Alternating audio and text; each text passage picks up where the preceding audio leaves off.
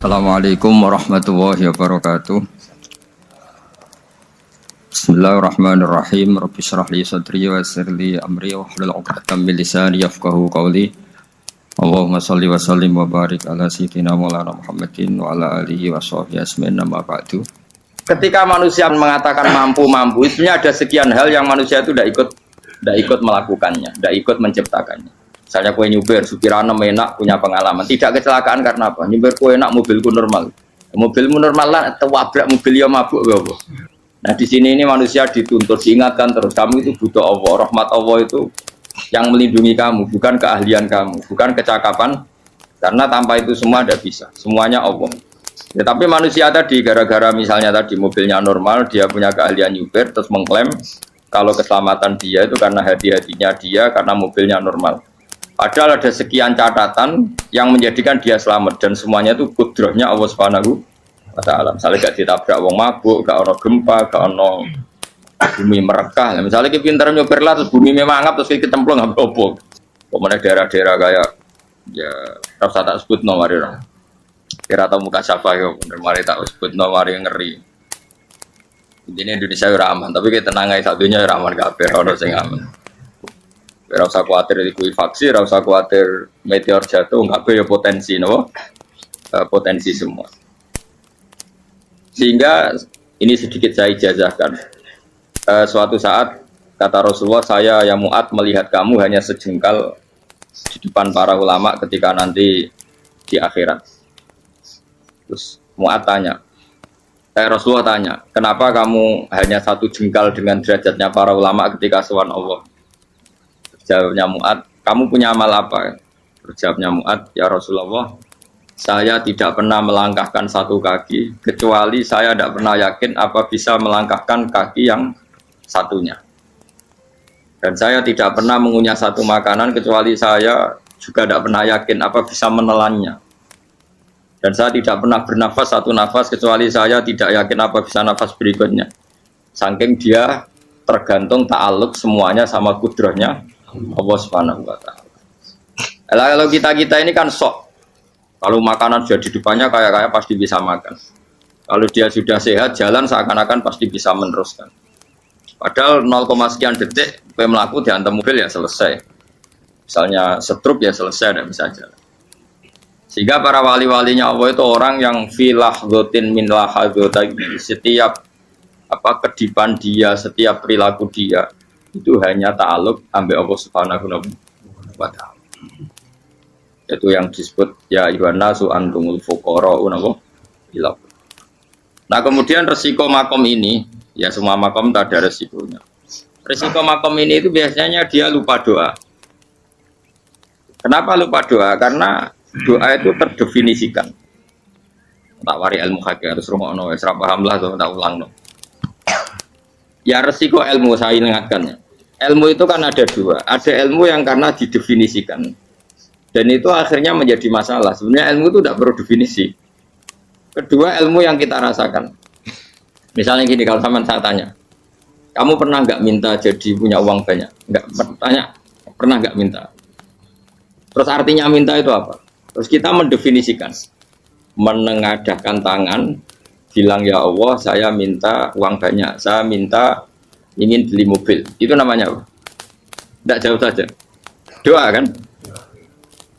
Itu kesalahan kita mendefinisikan doa itu, misalnya menengadahkan tangan dan memohon dan menyebutkan permohonannya, itu terus disebut doa. Tapi kalau menurut Allah, sistem tubuh kamu yang menghendaki punya mobil, sistem tubuh kamu yang ingin punya uang banyak, reaksi tubuh kamu yang terhinakan karena ditagih orang atau butuh uang. Ini menurut Allah ya sudah kamu itu peminta-minta. Saya ulang lagi ya. Sehingga menurut Allah kamu minta tidak minta ya tetap berstatus peminta, pengemis. Nah, orang-orang yang sudah wusul, meskipun itu kondisional ya tidak selalu. Itu ya dia pikirannya mengadahkan tangan apa enggak ya sama saja tubuhnya merasa minta, sehingga dia tidak perlu mengekspresikan minta. Nah, terus orang yang fikih bilang seperti itu tuh sombong, wong kok gak tahu dungo. Sebetulnya keliru, vonis orang fikih. Bagaimana mungkin dikatakan sombong? Dia reaksi tubuhnya, elemen tubuhnya sebetulnya meminta. Dia tidak berkategori meminta karena ilmu kadung didefinisikan kalau minta itu yang seperti ini. Itu kan lama. Nanti kalau suatu saat Indonesia yang kuasa itu terlalu NU atau terlalu yang tidak NU, lama-lama ada definisi. Misalnya yang dikatakan tahlilan itu apa? Ya bid'ah, Nabi tidak pernah tahlilan. Sahabat gak pernah nahlilin Nabi, malah nggak ngaji Nabi jadi tahlil. Mana nih tahlilan jalur sepuro mayit, ngaji Nabi jalur sepuro. Sehingga dengan tradisi itu tahlil itu masuk definisi bid'ah, karena nggak pernah dilakukan sahabat dan para tabi'in. Ya salahnya kamu definisikan. Tapi kalau udah kamu definisikan, diarani tahlil, ya mau la ilaha illallah. Terus mungkinkah satu bacaan la ilaha illallah dilarang? Wong ra oleh maca kalimat tauhid. Jadi misalnya tahlil itu nafadno kalimat tauhid. Mau ketok ora ngara iso dilarang, tapi tahlil iku mitung dinane mayit kaya budo, sakane kriminal. Enak. Ya sudah seperti itu. Makanya banyak orang salah itu karena ilmu kadung didefinisikan. Nah, definisi itu sebenarnya tidak mengikat dalam banyak. Ini penting saya utarakan. Ya karena seperti itu. Makanya itu masalah-masalah besar antara kita dan firqah-firqah yang lain, masalah ahli sunnah, terus masalah yang lain-lain. Memang ya sudah seperti itu. Ya saya ulang lagi ya. Ketika Nabi Ibrahim mau dibakar Namrud, itu masyhur cerita itu. Dan kemudian jadi Nabi namanya Habib Syahid. Habib Syahid itu sebetulnya hanya ngutip Habib Abdul Haddad. Jadi syair itu sebenarnya ada di Diwanul Haddad. Apa? Diwanul Haddad. Diwanul Haddad itu syair-syair Abdul Haddad ketika beliau usul, beliau mukasyafah. Terus bagian dinyanyikan Habib Syahid terjadi populer. Saya ulang lagi ya. Tubuh kita, misalnya kamu lapar, perut kamu kan mereaksi minta makan. Andaikan kamu itu Tuhan, kan kamu tahu bahwa perut kamu itu minta makan. Tanpa kita bilang, ya Allah saya minta makan, Allah tahu kalau reaksi tubuh kamu minta makan.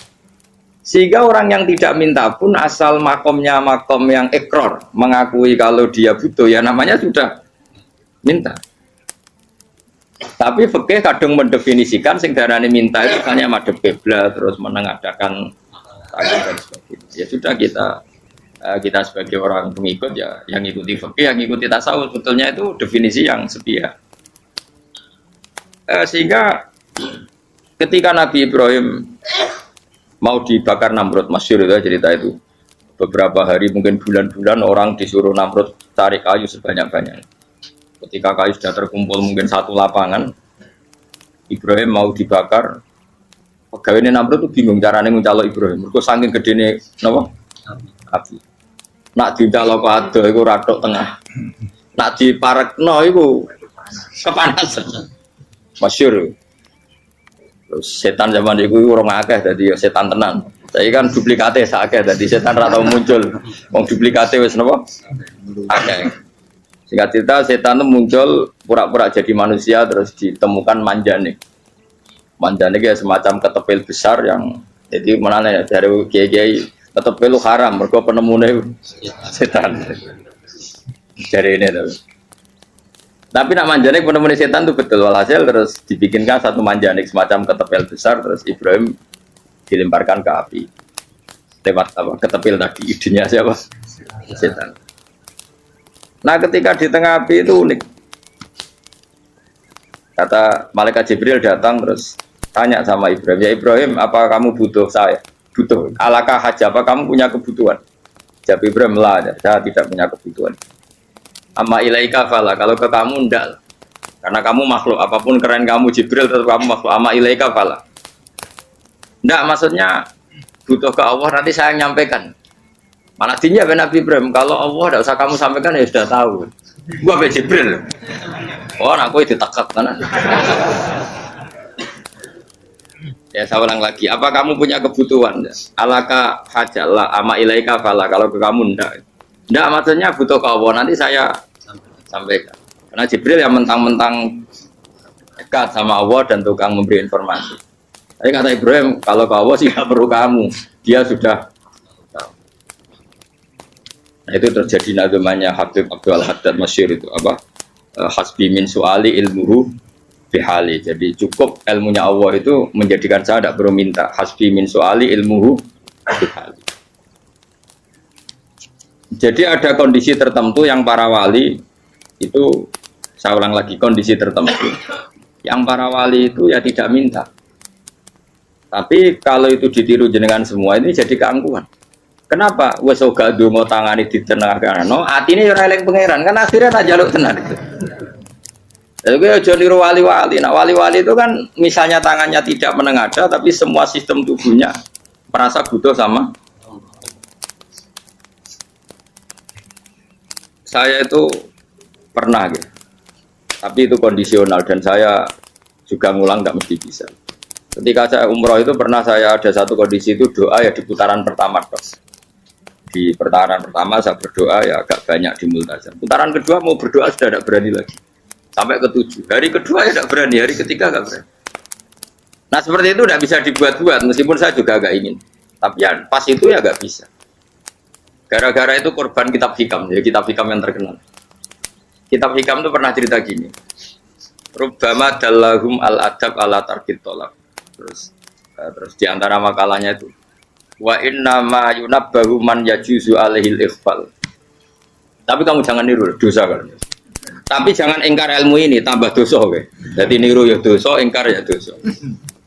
Jadi ada seorang wali kata hikam. Kadang-kadang seorang wali itu mau doa diulang itu sungkan. Kenapa? Yang perlu diingatkan tuh yang potensi lupa. Allah kan masih ingat doa kemarin.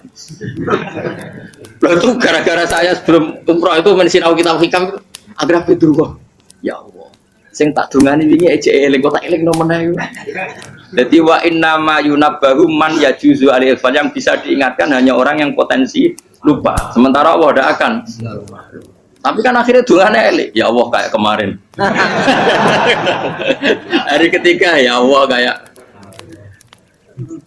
Makanya menurut saya ilmunya orang hakikat itu juga ada sisi kriminalnya karena ya tadi. Tapi kamu ingkar ya keliru. Memang Allah gak mungkin lupa, ngapain kamu ingatkan. Makanya menurut saya Allah itu memang zat terbaik, benar-benar Rahman Rahim. Mestinya nak Allah terbaik itu ngomong bedino malah ngamuk. Lah aku lali tapi mbok elang eling dong. Tapi Allah itu ya maklumi ya dengan kekeliruan. Kita ini kan selalu keliru, dongo terus ya keliru sebetulnya karena seakan-akan kan mengingatkan seseorang yang mungkin lupa. Wong Allah tidak pernah lupa kok, kamu ingetin terus. Atau kamu menggurui Allah, yaitu ya Allah nang sebadani kalau di duake, padahal nggak mesti maslahat bagi kamu. Duake orang mesti maslahat bagi kamu. Maka ada sekian contoh yang wali itu dibully pangeran. Saya sering cerita, banyak cerita wali itu dibully pangeran, digarap ya pangeran. Ini gara-gara salah itu. Saya pernah cerita dan itu ada di hikam betul di kitab itu. Itu ada wali itu tukang hamal. Hamal itu manol di pasar, itu tukang angkut. Jadi kalau ada orang bawa barang berat diangkut dia, terus misalnya kalau dulu mungkin ya ke kereta atau ke singkat cerita terus diupahi. Setelah dapat apa dia pasti pulang karena dia hanya butuh makan satu piring karena dia tirakat makan satu piring untuk ibadah 24 jam. Singkat cerita dia ngeluh ya Allah. Kamu tahu, engkau tahu, saya ini pecinta engkau. Saya ini hanya butuh makan satu piring untuk kuat sholat. Tapi kenapa harus jadi juru manol? Berilah saya rezeki yang tanpa kerja. Nah, selang sekian hari dia dituduh maling, terus di penjara, terus dapat rezeki tanpa kerja. Dia ya Allah kenapa jadinya gini? Kan kamu minta rezeki tanpa kerja. Ya itu penjara itu rezeki tanpa kerja kan. Jadi Allah memperlakukan para walinya itu memang unik. Ya kadang dibully. Sehingga dalam cerita-cerita kenabian kata Qadiyat itu nggak ada orang yang sering dibully Allah kayak nabinya. Karena nabi itu orang yang dicintai Allah. Jika salah sedikit saja itu cara pangeran itu cara kampus itu digarap pokoknya diploncor pokoknya salah sedikit. Misalnya begini, Nabi Yakub itu kan nabi. Dia mungkin nyon jauh nggak tersadar nyembelih apa itu anak sapi itu di depan indukannya. Ya beliau mungkin spontan saja, Pak. Kalau kamu yang melakukan pasti tidak ada hukumannya karena Allah tidak pati peduli sama kamu, sudah lah. Artinya nggak peduli, salah pantas saya nggak jelas ya gitu. Tapi ini Nabi. Ketika itu terus idukannya sapi tadi, ya Allah, Yakub itu kekasihmu. Saya tidak berani sama dia karena dia kekasih. Tapi saya tetap menuntut keadilan. Dia harus merasakan susahnya dipisah dengan anak. Meskipun dia tidak nuntut rasanya roh anak sebelah, itu tidak ada se ekstrim itu. Sapinya itu hanya nuntut, ya Allah, dia harus merasakan sakitnya terpisah dengan anak. Akhirnya Allah menciptakan Yakub mengalami terpisah dengan Nabi siapa? Yusuf. Itu kalau kata Qadiyat, itu kalau yang melakukan tidak Nabi pasti nggak dibully Allah, dibiarin. Karena Nabi ini yang melakukan. Nah. Terus ini Nabi Yusuf lagi, mana rasa daftar wali berat? Nabi Yusuf itu di penjara itu karena terdolimi apa karena memang dia salah? Terdolimi. Dan ya Yusuf itu Nabi. Nabi Yusuf itu Nabi betul memang benar-benar. Meskipun ganteng dia Nabi. Syaratnya Nabi ganteng kira-kira mlebu. Nabi itu harus ganteng, enggak boleh. Nabi elek ora oleh. Karena Allah izin di kekasih kok kriting elek. Allah ya di selera terus ya. Kabeh Nabi mesti yang paling ganteng di kaumnya, yang paling nasab. Enggak boleh Nabi kok pesek, kriting, enggak boleh. Tapi kalau sudah jadi orang soleh oleh kan. Tapi kalau Nabi enggak boleh. Nabi Yusuf bukan, masyhur kan cerita Nabi Yusuf dengan siapa? Zulaikha. Dan belum ada orang dalam keadaan darurat masih cerdas kayak perempuan. Jadi singkat cerita, ketika Yusuf diajak Zulaikha selingkuh gak mau kan keluar dari kamar. Dalalah kebetulan wa alfaya sayyidah Rajal. Itu si Zulaikha tadi spontan langsung bilang, wahai suamiku, apa hukuman orang yang ingin menodai keluargamu? Itu wong wedok. Padahal dia agak terencana, dia pun gak bayangkan kepergok suaminya. Itu dalam keadaan kepergok itu masih cerdas. Suamiku, apa hukuman orang yang mau menyelingkuhi keluarga Anda? Ingat kita suaminya murka, terus Yusuf di penjara, terdolimi. Ketika di penjara, kemudian Yusuf punya keahlian mentakwil apa? Mimpi. Kan tadi suaminya Zulaikha itu tidak sampai raja ya, kira-kira PM atau menteri. Raja itu punya mimpi yang bisa nakwil itu hanya Yusuf. Singkat cerita, terus utusan raja datang ke Yusuf dan takwilan Yusuf terbukti benar. Tapi Yusuf ini seorang nabi, saya ulang lagi Yusuf seorang nabi dia, tapi ya manusia. Bilang gini ke utusannya, coba bilangkan ke raja kamu, di penjara ini ada orang yang di penjara secara terzalimi, yaitu saya. Tolong laporkan ke majikan. Itu Allah tersinggungnya itu bukan main. Nabi kok lapor makhluk, itu tersinggung. Nah, aku kan gak baby. Kowe ngajono proposal ya ora baby. Wis pokoke Allah kowe wis ra baby wis. Wong sampean swargane ya ora langsung wae ngono. Pokoke kira-kira kan sudah tidak perlu ditegur. Makanya fa'an sahu syaitanu dzikra rabbi fala bisa fi sijni bid'asi.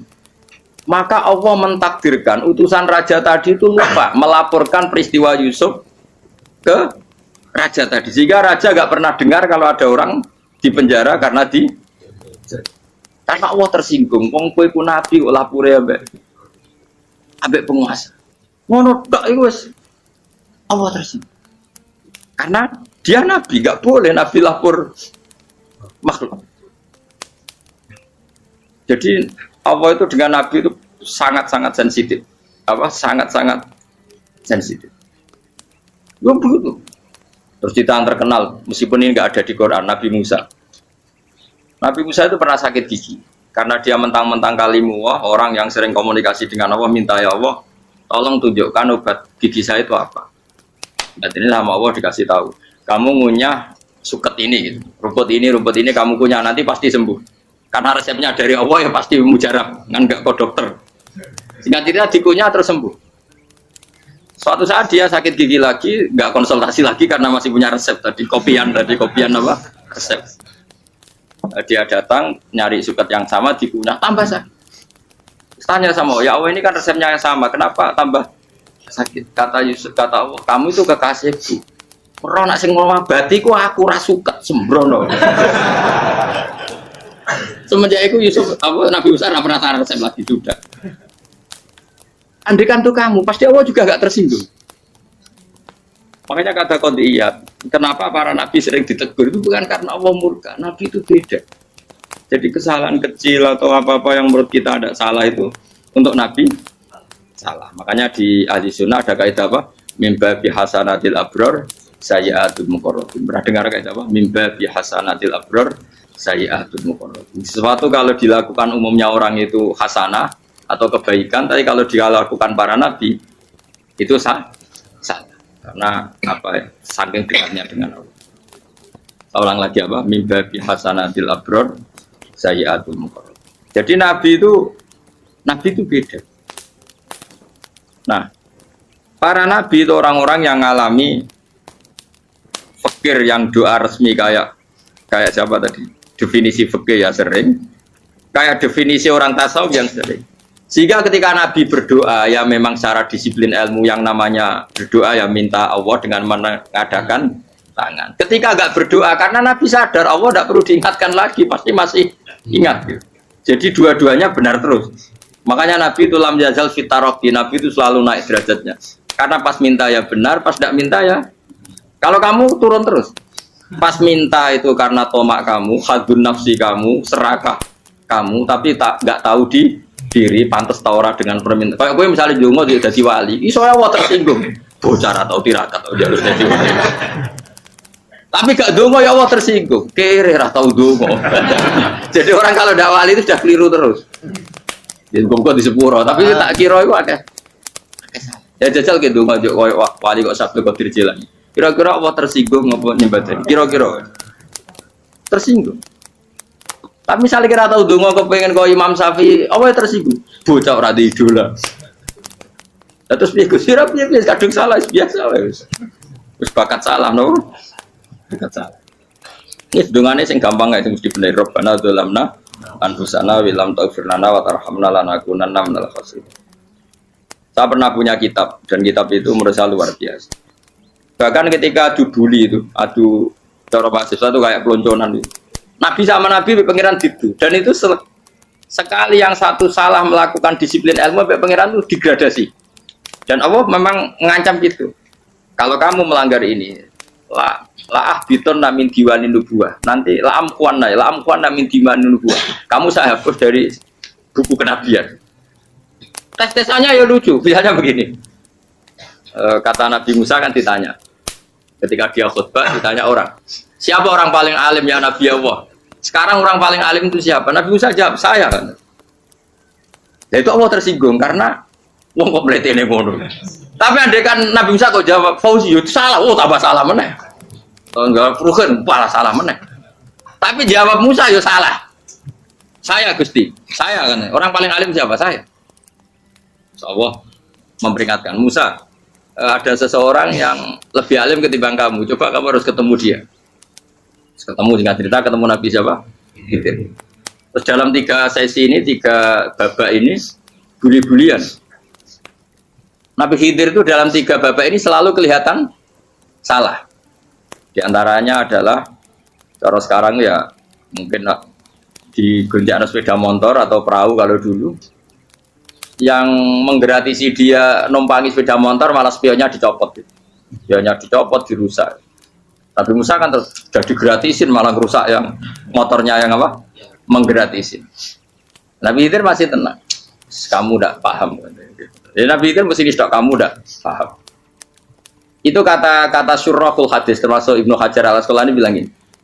Setelah itu kedua membunuh anak kecil. Musa tambah marah. Anak yang belum punya dosa kok kamu sampai 3 kali ada 3 peristiwa. Itu kata syurrahul hadis. Andai kan Musa kok diam tidak protes, maka dia akan disalahkan Allah. Karena dia berarti membiarkan kemungkaran di depan matanya tanpa reaksi. Jadi sebetulnya ketika Musa berontak itu Nabi Khidir, Nabi tenan gitu. Jadi itu kan unik. Tapi berontak itu disalahkan. Jadi angel sandi tes-tesan jadi Nabi itu ya angel. Misalnya kok Nabi Musa itu kayak model santri Jawa Timur. Nabi Khidir salah, nggih nderek mawon. Ya ora nabi jero barang mungkar. Menengae. Berarti yo nabi goblok ngono kira-kira. Makanya memang Musa harus konsisten seperti itu, harus demo terus. Kayak saya misalnya sebagai kiai fikih, kiai ya harus seperti ini cara mulang saya. Enggak boleh saya misalnya terus anut mulang terus tawadhu semeneng itu ora karu-karuan. Jadi andai kan Musa kok tidak protes itu malah salah. Ya memang harus. Dan itu Nabi Khidir dia, Nabi tenang. Makanya Nabi Khidir akhirnya respect. Tidak ada hati sebaik Abu Musa. Risi itu gak nyaman ketika melihat jadi itu punya poin. Tapi lucunya Nabi Khidir yang nyalan. Takkan dari rasa kok komen takok. Tapi ya disalah no. Ya aku jadi Nabi Musa. Ya jajal, gawe peristiwa meneh aku tak sabar rata kok. Bareng. Kok jajal nih. Bareng dijajal ya protes meneh. Bareng protes meneh, tinggal satu kali kesempatan. Kowe takok meneh wis ora dadi murid. Dikasih kesempatan lagi, ya protes meneh deh umat. Tapi itu justru itu menjadi kelebihannya Nabi Musa karena syarat seorang nabi adalah al-musara'ah ila ingkaril mungkar kata Ibnu Hajar Al-Asqalani. Syarat seorang nabi adalah secepat ngingkari sesuatu yang mungkar. Enggak boleh. Ya toh kan misalnya kita jadi murid terus gurumu itu gandeng artis atau gandeng penyanyi dangdut. Dia derek mawon.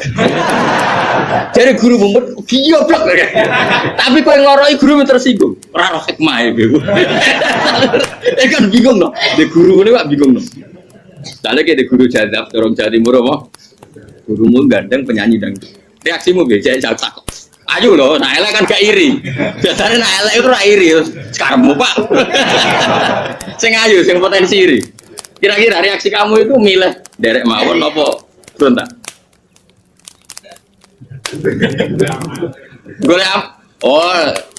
Nak gurumu wong alim, mesti nak pasti meneng. Muridku giyoblok, gak sensitif. Roh barang mungkar dilakukan di depannya kok tidak reaksi, tidak protes, geblek tenan. Tapi lucunya guru mau nak protes ya, gak luwe akhlak. Guru lagi senengnya kok ora oleh. Nah Nabi itu kan buli-bulian. Jadi Nabi Khidir dengan Nabi Musa itu tepat-tepat. Karena dua orang ini sama-sama kekasih Allah. Itu Nabi Musa justru barokahnya itu dia tidak pernah kelasmennya di bawah Nabi Khidir. Semua ulama sepakat kelasmennya Musa tetap di atas Nabi Khidir. Sehingga yang berlaku ya tetap ilmunya Nabi Musa bahwa membunuh anak kecil tidak boleh, merusak perahu milik orang lain tidak boleh. Karena Allah tetap lebih respect dengan ilmunya Nabi Musa. Nabi Khidir tetap ilmunya nggak dipakai, meskipun dia disebut hakikat. Karena ilmunya Nabi Khidir ngani ngoyo. Ngani ngoyo wong ape mutusno ngenteni nginceng Loh Mahfud. Lah sing iso iku sapa? Barang ra mungkin kok. Makanya Nabi Khidir terakhir menutup kalimatnya wa ma fa'altuhu an amri. Dzalika ta'wilu ma lam tasdi alaihi sob. Aku dhewe nglakoni ini ya ora roh, wis ditakdir nglakoni ngene wae. Dadi Nabi Khidir ya ora paham. Jadi wa ma fa'altu an amri itu terakhir kira-kira artinya saya sendiri tidak melakukan ini karena inspirasi saya sendiri atau keputusan saya sendiri. Tahu-tahu saya ditakdir melakukan. Karena pas itu Nabi Khidir disetting semuanya dengan ilmu hakikat. Yaitu bayi tadi memang kutiba kafiron. Kutiba kan apa? Kafiron. Memang dia nanti kalau umur nganti tua ditakdir mati kafir. Daripada mati kafir nanti, ya sudah mati sekarang. Tapi nggak mungkin kan ada syariat daripada soben beling pateni kecil. Ora syariat tetap ikut Nabi Musa. Makanya kata Ibnu Hajar Al-Asqalani itu uniknya Allah sama para wali-walinya. Wali ku klirullah itu tuh disenengi pengen. Terus pengenan nabi-nabi ini yo gejol-gejolkan yo pancen nak wong. Terus keempat ya. Tadi kan saya punya contoh 3, ini contoh keempat, ini terakhir. Akhirnya kok ilmu merah cukup tetap malah bingung enggak. Nabi itu minggat itu boleh enggak? Tanpa pamit, minggat itu pergi enggak pamit itu boleh enggak? Enggak boleh. Rasulullah meskipun kayak apa disakiti di Mekah itu tidak pernah minggat, tidak pernah hijrah. Saya ulang lagi, karena butuh izin. Tapi Allah pernah punya kekasih yaitu Nabi Yunus. Nabi siapa? Yunus. Itu Quran meredaksikan ya abako. Abako itu terjemahnya apa? Minggat. Kalau pergi itu dahaba. Tapi ini Allah meredaksikan itu abako. Abako itu ya minggat. Nabi Yunus itu dakwah di daerah Nainua. Ya, Nainua itu ya Babylon sana. Kampungnya namanya Nainua. Ya daerah Babylon. Babylon itu kalau di geografis modern ikut Irak. Ikut mana? Irak. Jadi Kufah, Basra, Babylon. Siapa itu yang mengalahkan pasukan Yahudi dulu itu Buktanasor, Hebuket, Nasir itu ikut mana? Babylon apa? Babylon. Bama unzila alal malaka ini di Babila Harut Amar. Makanya kalau ulama-ulama melihat Irak kacau sampai sekarang itu tidak kaget. Irak itu ardun mal'unah kalau di kitab-kitab. Bumi yang memang sudah terlaknati mulai dulu. Sehingga ketika ada kasus Saddam Hussein sekarang itu ulama tidak kaget. Zaman Rasulullah Sugeng itu Irak itu termasuk sudah bumi yang guna keazala. Jadi di sana pasti banyak fitnah. Fitnah pertama yang dicatat sejarah adalah Mautul Hussein apa? Pak Budute Said siapa? Hussein di Karbala. Era Imam Syafi'i adalah zaman mifnah, ulama dibantai karena dipaksa mengatakan Quran apa? Makhluk. Terus konflik-konflik sampai era Saddam Hussein terus era sekarang jadi. Nah kita ini ulama sebenarnya tahu tarikh itu. Tapi di era modern kan dianalisis karena campur tangan ini itu ya sudah lah. Sebab goblok pun daripada ngebantah-bantah malah kamu. Ibu goblok, ibu pinter. Sekarang kan analisisnya kan wah ini ada campur tangan pihak ketiga diciptakan nih saunu ini. Ya kalau intelijen harus ngomong seperti itu. Kalau kita seperti ulama memang dari dulu dicap Nabi hunalika az-zalazil wal fitan. Saya teruskan. Nabi Yunus itu dakwai kaumnya itu lama sekali dan tidak iman. Nah semua nabi kalau kaumnya tidak iman itu diberi hak Allah ngancam akan adanya azab apa? Ngancam akan adanya azab. Nabi Yunus ngomong gitu terusin. Nanti kalau kamu tidak iman itu pasti kena azab. Anggap saja dia ngancam gitu sudah berbulan-bulan. Singkat cerita, azab baru tinggal 3 hari lagi. Ayo nang iman, tinggal 3 hari lagi. Ya kira-kira dia ngomong misalnya Ahad, berarti Ahad, Senin, Selasa. Atau kamu milih Selasa ya Rabu, Kamis. Singkat cerita Ahad itu dia gak kuat. Wah semuanya kurang telung dino kaumku tetap orang iman. Mangkel asal, minggat deh. Mau minggat tuh, jadi mau minggat kan nggak punya tujuan, so asal pergi jauh saja. Ada perahu, sekenanya dia naik saja. Namanya minggat nih. Kalau bawa bekal terencana, bawa visa paspor kan plesir namanya. Jadi minggat tuh ya gak, ya sekenanya nggak persiapan. Nggak cerita sampai ikut perahu nelayan tadi terus zaman itu ya ada mitos kalau ada gelombang yang nggak wajar pasti ada orang minggat. Terus ditanya siapa yang minggat Nabi Yunus kan orangnya jujur saya katanya. Ya sudah yang minggat harus dicemplung gitu. Ya, terus ada yang agak baik ya jangan gitulah. Ini kan kita semua butuh selamat. Dudi dulu. Terus Dudi satu lagi ketemu Yunus. Coba mungkin salah udahnya Dudi lagi ketemu sampai 3 kali ya ketemu Yunus. Makanya fasahama fakana minal mudhadis diuji dia kalah kemudian tenggelam. Fal taqamahul khutu wa huwa mulim. Terus dia diuntal ditelan oleh ikan nun. Di situ ikan nun digambarkan saking besarnya itu. Dan ini uniknya Allah sama kekasihnya. Sudah Allah menyalahkan tapi unik. Ikan ini kan itu sama Allah dikasih instruksi. Kamu nggak boleh makan dia. Dia kekasih saya. Terus ketika di tengah di perut apa? Ikan dia kegelapan. Terus Nabi Yunus cita-citanya satu ya Allah. Kalau saya sumpah kiri saya tidak bisa baca tasbih. Karena sama Allah disulap perut ikan itu jadi masjid. Jadi dia di dalam perut ikan ya, santai saja tetap wiridan. Santai. Fana ada fi dzulumati alla ilaha illa antas fanak ini kuntum nadzal. Ya dia santai aja wiridan karena perut ikan bagi dia adalah masjid. Ya dia disalahkan Allah karena abako tadi minggat hijrah tanpa pamit. Tapi juga dibela-belain Allah ikan tadi tidak boleh nelan. Ini perlakuan Allah sama orang yang bikin. Tapi karena dia Nabi uniknya apa? Dino Ahad itu kaumnya do nginceng omeh Nabi Yunus. Rame-rame nginceng. Lucunya cara nginceng gini. Nak Yunus neng omah berarti bodoh nih. Wong omah ana adab kok dene tengok. Bareng dinceng Nabi Yunus tuh gak ada. Oh tenan ono adab. Mulane wonge rawani ning omah. Itu unike pangeran. Jadi umpama dekne ra minggat yo salah. Umpama dekne ora minggat berarti kaume jane apa ono adab ono gempa bumi likuwi faksi kok dekne ning omah. Lah nek ono tenan ra mlayu. Nyatane gak mlayu. Jadi mbak Allah didesain minggat. Tapi nak minggat disalahno Nabi yo ora pamit. Makanya masyhur saya itu punya kitab karangannya Habib Alim Alamah, babanya Habib Anis, Habib Ali bin Husain yang ngarang apa? Ali bin Muhammad bin Husain karang yang disebut Duror itu. Itu diantara doanya gini. Tapi jangan gitu loh, gue rawali bro. Aku rawan ini bro. Cuma saya hafal secara ilmu, tapi saya ada branding. Waj'al sayyiati man ahbabta. Ya Allah, jadikan kesalahan saya itu kesalahan orang yang kau cintai. Terus pokoknya salah lagi jadi pengiran kadung seneng, salah lagi sampai wae wong seneng. Waj'al sayyiati man ahbab. Terus koyo kowe lah dimanja wong tuamu anak paling disayang. Salah wae lucu. Kok cah cilik. Kowe seneng caci cilik. Salah we. Cano gelas ya lucu, tiba ya lucu. Tibane cah tuwek-tuwek. Bocah jelalatan mulane tiba. Nah itu barang kau mengincang omahe Nabi Yunus gak ono wong. Wah, berarti adab mau turun betul. Andai kan adab tidak jadi turun, pasti Nabi Yunus berani di tenang. Wes. Barang mulai malam Kamis, adab itu sudah kelihatan.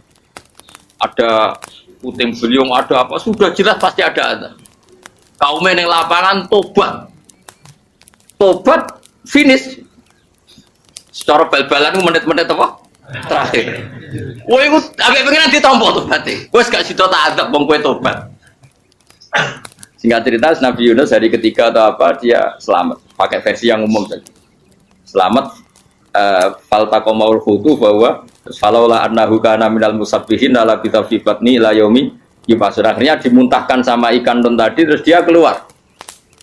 Barang keluar tanya-tanya kabar gimana kabar kampung Nenua, baik-baik saja. Kabar awalnya mulai karena dia tahu kalau orang bohong itu dihukum mati. Padahal dia bohong katanya Kemis itu ada adab, ternyata kampungnya baik-baik. Padahal baik-baiknya karena mereka jadi masyarakatnya nyari dia karena mau iman. Si nabinya agak berani pulang karena nanti dihukum mati. Aku pangeran nabi kekasih itu dia pangeran ya bully gitu. Oh itu gue beda-bedaan, wong kekasih pangeran, aku yang kreatif itu langsung diatap. Jadi pangeran kekasih gue beda, orang koyo. Akhirnya biar seramani mulai. Wah nak mulai aku disiksa. Perkara nih, kalau pembohong itu dihukum mati. Masyarakat yang golek tenan, mereka nalam Kemis ku ono azab tenan. Cuma terus do tobat. Disebut falaula kana qaryatun amanat fanafa'aha imanuha illa qauma Yunus lamma amanu kasyafna anhum adzabal khizyi fil hayatid dunya. Enggak ada kampung yang saya adab kecuali kasil tak adab, kecuali kaum Nabi Yunus. Aku semeh ngadab lho, pas menit terakhir peta adab tobat. Akhirnya rasido dari pangeran. Iku kaum Nabi ten. Iku yo barokah minggate Nabi Yunus. Lah iku nabi. Wong keliru kok barokah. Iku nabi. Umpama Nabi Yunus ora minggat, kaumnya berpikir Yunus bohong. Wong ape ono azab kok tengok-tengok ning ngomong. Tapi pas minggat tenan yo disalahno pangeran, minggat kok gak paham. Hikmat. Amalane kira usah protes. Wali itu beda, kekasih pangeran. Itu sama dengan sing dialami Rasulullah sallallahu alaihi wasallam ning Sulhul Hudaybiyah. Semua perjanjian itu salah secara hukum fikih. Bukan salah lagi, sangat salah cara ukuran fikih. Sehingga semua sahabat itu protes kecuali Abu Bakar As-Siddiq. Cuma semuanya ngomong Umar, tapi semua sahabat akhirnya ya mencoba di antara perjanjian gini. Pertama kan enggak biar sampean enggak terlalu jadi teroris, enggak terlalu jadi ekstremis. Memang tidak usah jadi teroris, tidak terlalu jadi teroris. Semua itu mungkin, kan? Ning dunia semuanya mungkin. Singkat cerita Nabi itu sudah di Hudaybiyah. Hudaybiyah dengan Mekah kan tinggal sekitar paling 40 kilo. Saya pernah itikaf di masjid yang pernah dipakai Hudaybiyah. Kan sekarang jadi mikot ya, termasuk mikot umroh di Mekah kan apa? Hudaybiyah kan mikot di yang terkenal kan apa? Jirona, Tanim, Hudaybiyah. Itu perjanjiannya tuh gini. Perwakilan dari Quraisy namanya Suhail bin Amr, siapa? Suhail bin Amr. Perjanjiannya gini, Muhammad kamu tidak boleh masuk Mekah. Kamu boleh masuk Mekah itu tahun depan. Padahal Nabi sudah bilang ke para sahabatnya, ayo kita umroh. Dan diberi hak umroh. Tapi setelah sekitar 40 kilo masuk Mekah, dicegat sama orang kafir Quraisy. Lah, Nabi sakit tenan. Nabi kadung mentafsir, memberi berita gembira, saya mimpi kalian masuk tanah haram aminina mukhalikin, aman semua. Semuanya bercukur gundul atau mencetak rambut. Pokoknya terus kata sahabat senang sekali karena mimpi Rasulullah tidak pernah apa? Enggak pernah salah. Bareng di situ di antara perjanjiannya hadza ma kataba ali Muhammad Rasulullah. Ini perjanjian yang ditulis Muhammad Rasulullah. Kata Suhail, hapus kata Muhammad Rasulullah. Kalau saya tahu kamu Rasulullah tidak saya perangi, tulis Muhammad bin Abdullah. Kata Rasulullah, ya Ali hapus tulisan Muhammad Rasulullah. Kata Ali, tidak saya akan menghapus setelah Muhammad Rasulullah. Tapi Nabi unik. Hapus gak popoli, masih bu hapus aku tetap Rasulullah. Tulisan. Jadi Nabi ya rileks saja. Tapi Ali katanya, Fa wa ma ana bimakhihi abadan. Saya tidak akan menghapus tulisan itu selamanya. Kata Nabi. Kowe nek ora gelem ngapus, tanganku dudono, aku sing ngapus. Nabi kan umi tidak bisa baca terus. Tangannya Nabi sendiri yang dilewatkan ahli ke tulisan itu sehingga terhapus. Nabi ya rileks. Wong tulisan wae aku ora ditulis Rasulullah ya tetep Rasulullah. Nabi masih rileks. Terus perjanjian kedua, kalau ada orang kafir Quraisy masuk Islam harus dikembalikan karena berarti keluar dari habitat. Tapi kalau sudah Islam kok masuk kafir lagi harus dibiarkan karena berarti kembali ke habitat. Nabi bilang ya nggak masalah. Semua perjanjian itu merugikan Islam. Itu secara fikih pasti salah. Akhirnya Umar itu protesnya keras sekali. Ya Rasulullah, apa engkau masih nabi? Utakai sengak. Apa engkau masih nabi? Dan Nabi siapa santai bala ya saya masih nabi. Tapi kenapa kamu hinakan kita dan memberikan kehormatan pada orang-orang kafir itu? Siapa kan Nabi lucu. Ya agama itu kayak pangeran. Masih aku perjanjian yang ngono kok pangeran sing angkat agama iki tenang wae. Kan Nabi perjanjian mbek manusa gampang. Jadi Nabi itu sange imannya Allah tetap yu'izzu hadaddin. Allah pasti memuliakan ini agama. Apapun perjanjian yang diciptakan manusia. Makanya bapak saya, Mbah Mun guru saya itu ngaram-ngaram tenan mikir Islam. Islam mbok pikir haram, ono sing duwe. Ben. Dunia rusak kok ben. Tetap Islam mulya. Rasa mbok pikir terus keliru-keliru lah perjanjian di dunia keliru lah. Lo coba Uni Soviet kayak apa hegemoninya? Kayak apa kuatnya Uni Soviet? 100 tahun mengkooptasi Uzbek, Tajikistan dan tapi apa bisa menghilangkan keimannya orang Uzbek Ceknya? Ketika Uni Soviet bubar langsung malah negara-negara itu jadi persemakmuran yang negara apa? Indonesia kayak apa? Dikooptasi PKI, jajah Londo 350. Mbah Soleh Darat alim zaman Londo, buyut-buyutku alim zaman Londo. Iku semondok Mekah ya alim. Zaman PKI ada wong alim. Saiki ayo zaman Islam Nusantara apa ono sing alim koyo. Jadi Islam menarik zaman wis di regani negara, zaman rung di negani negara wis mul. Karena ini agama milik Allah. Punya ketahanan yang luar. Ya, semuanya dari Nabi tentang perjanjian salah lah, enggak apa. Inna wa ta'ala a'azza hadati. Inna wa ta'ala la yudhi'u dinahu wa la yudhi'u. Pokoknya pangeran bakal ngembar agamanya orang masalah, perjanjian keliru lah. Perjanjian ketiga itu semuanya merugikan Islam. Tapi apa kata Abu Bakar ketika protes Nabi gak dijawab, datang ke Abu Bakar. Menurut kamu gimana? Jawab Abu Bakar lucu. Makanya ini menunjukkan makanya kenapa ahli sunnah berkeyakinan Abdul Sahabat itu siapa? Jawab Abu Bakar. Wes samar, perjanjiannya keliru lah, wes keliru lah. Kayak gremeng-gremeng santai gremeng. Tapi la tadkhul bainahu wa baina habib. Kamu jangan masuk wilayah itu hubungannya orang yang terkasih sama kekasihnya. Wes gak masuk akal lah, sebenarnya menengah. Ya sehingga ya sudah Allah punya. Ternyata nah perjanjian keempat ini yang agak Nabi hanya minta gini toh. Itu saya turuti semua, tapi saya minta satu hal kata Nabi. Bolehkan diskusi tentang Islam terbuka. Makanya diskusi terbuka itu baru kata Nabi. Jangan larang orang mendiskusikan Islam. Itu tok mintanya. Oke dari Suwel, diskusi wae pikirannya Suwel kan diskusi wae. Enggak masuk Islam, diskusi. Jangan larang orang yang membicarakan Islam secara terbuka. Ada kata terbuka. Dari Suwel, oke enggak masalah. Itu tok yang itu pun enggak jelas menguntungkan Islam apa? Enggak. Akhirnya apa yang terjadi? Darun Nadwa, tempat-tempat pertemuan cara sakniki gerdu, gedung parlemen. Semuanya itu diskusi. Sajane Muhammad itu sapa? Konsep Islam itu. Dan semua yang cerdas juga sajane ya bener Muhammad. Nyembah watu banyak giok tenan. Wah, ini goblok tenan wong watu kok di. Terus nak Yahudi ora bener bisa, Nasrani ora bener pangeran tol. Wah, diskusi. Suwe-suwe hasil diskusi sepakat. Jadi tetap bener Muhammad. Tetap bener Muhammad. Akhirnya hasil diskusi gua akhirnya mereka membatalkan perjanjiannya sendiri. Perkara baru kayak apa? Malah Nabi ketika balik di Madinah, Umar sempat protes yang dalam. Oke ya Rasulullah, saya nerima konsep Anda, tapi saya menyisakan satu pertanyaan. Jadi jenengan ini ana ayat sing nurjana la tadkhulunal masjidal harama insyaallahu aminina muhalliqina ru'usakum. Lah kok nyatane ra sida mlebu Mekah, malah kita terusir kembali lagi ke Madinah. Iku Nabi yang agak lucu ngendikan. Mar, nang ayat iku ora gak ana taune. Apa ana ayat iku taun iki? Sing ngatene taun iki ra kowe. Dari Nabi ya ora ono taune ya. Ora ono taune kok tahun dhewe kan kira-kira. Ayat itu kan gak ono taune, Umar ae sing GR nafsiri tahun ini. Mau suatu saat kamu akan masuk Masjidil Haram. Tapi kan gak ono taune ayat itu. Apa di ayat itu ada tahunnya Umar dan Allah bilang tahun ini ya enggak ya sudah kalau nggak ada tahunnya ya pokoknya mesti kapan-kapan terjadi. Tapi rasa itu. Kalau suge rugen kan gak ada tahun nih orang tahu. Mau aku tuh nggak ada suge tapi kan tanpa tahu. Bisa suwi. Nah, akhirnya apa yang terjadi? Ada diskusi masif di Mekah. Setiap yang cerdas, setiap Nabi tanya Abu Sufyan siapa? Nabi mau komentar gini, sama siapa teksnya? Misluhu la yajhalul Islam.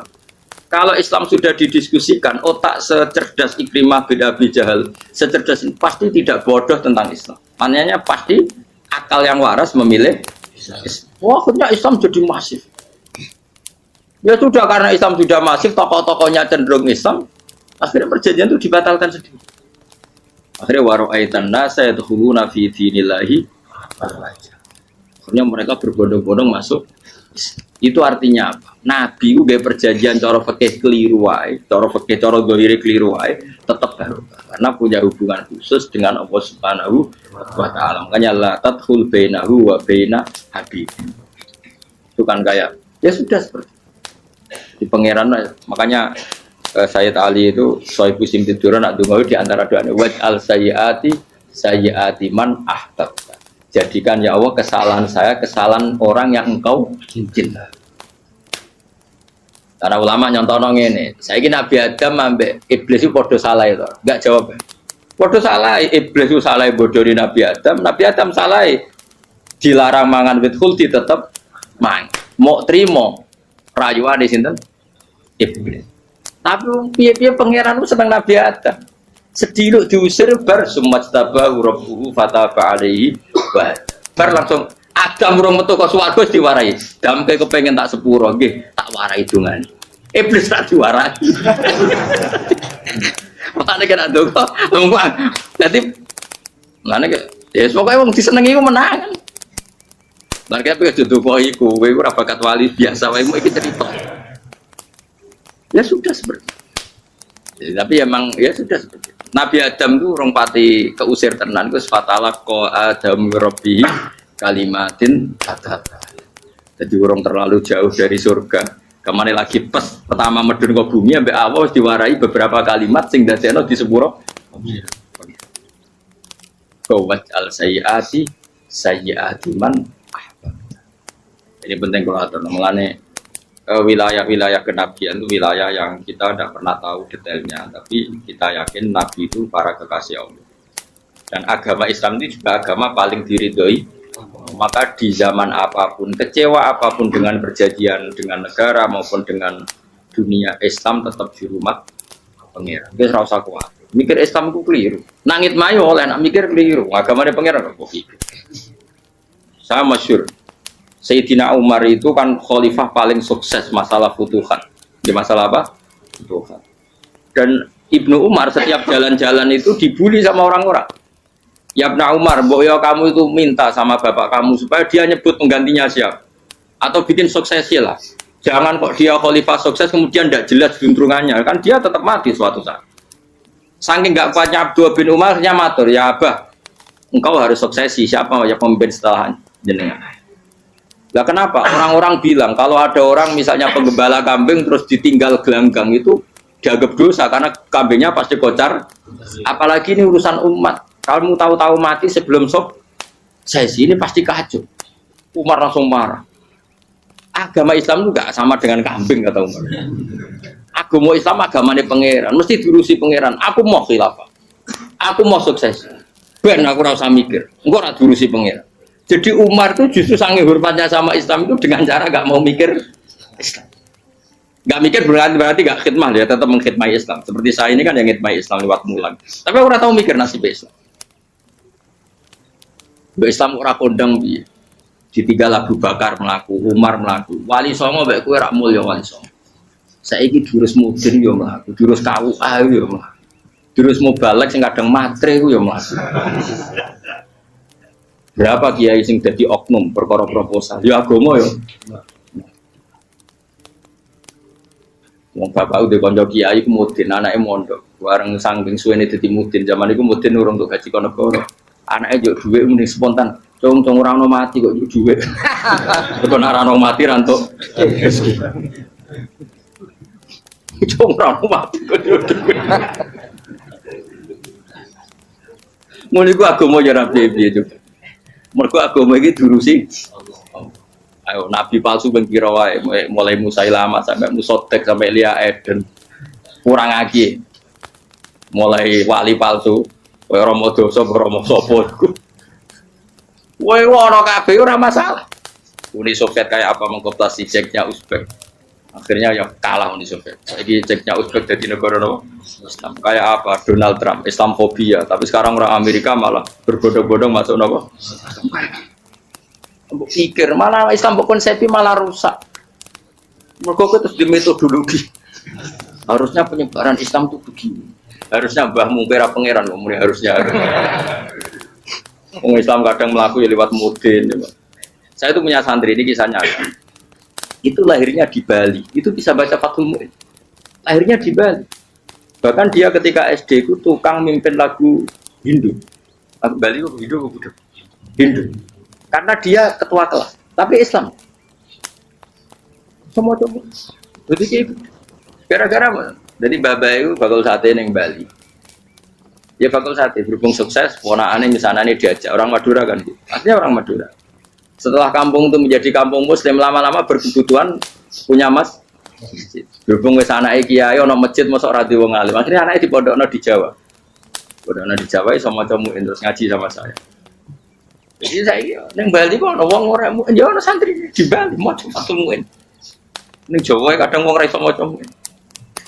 Jadi dia mau bakal sate muter. Kayak Islam di Indonesia gara-gara pedagang Gujarat. Meskipun sejarah itu diperdebatkan ya gara-gara dagang. Karena mereka Muslim ya akhirnya menyebarkan apa? Jadi semudah itu Allah. Termasuk konflik Ali bin Muawiyah itu barokahnya sama susahnya konflik itu masih banyak barokah. Sayyidina Ali sama Sayyidina Muawiyah, karena kita ahli sunnah ya, tidak menyalahkan salah satu madzhab ahli sunnah. Itu barokahnya beliau konflik itu banyak sahabat yang migrasi. Ada yang ke Cina, ada yang kemana-mana. Termasuk yang diyakini para sejarawan, ada yang ke Selat Malaka, termasuk akhirnya sampai ke Baros. Barokahnya orang nggak nyaman di Yaman itu, di Syria sama di Irak. Akhirnya Islam menyebar. Oh, itu. Andai kan nggak ada konflik itu, mungkin penyebarannya juga lama. Makanya saya bolak-balik bilang, setan itu ono goblok. Gomkor melok ngaji saiki. Setan orang goblok ya. Kalau ada anaknya Kiai 5 lanang kabeh sih, alim kabeh itu didu. Mergo rebutan pondokin. Akhirnya pondok satu titik di desa itu. Misalnya beduan ya di meja. Gara-gara tuh konflik itu terus sitok minggat ning Kalimantan.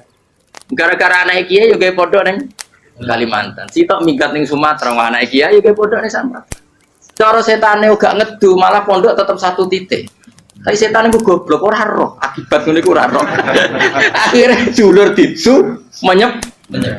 Lah wong soleh menyebar ning ndi menyebarkan sujud, menyebarkan Jadi setan yo ono goblok, mung ora ngaji, mung ngaji rene roh, ana ngono ora usah ngono.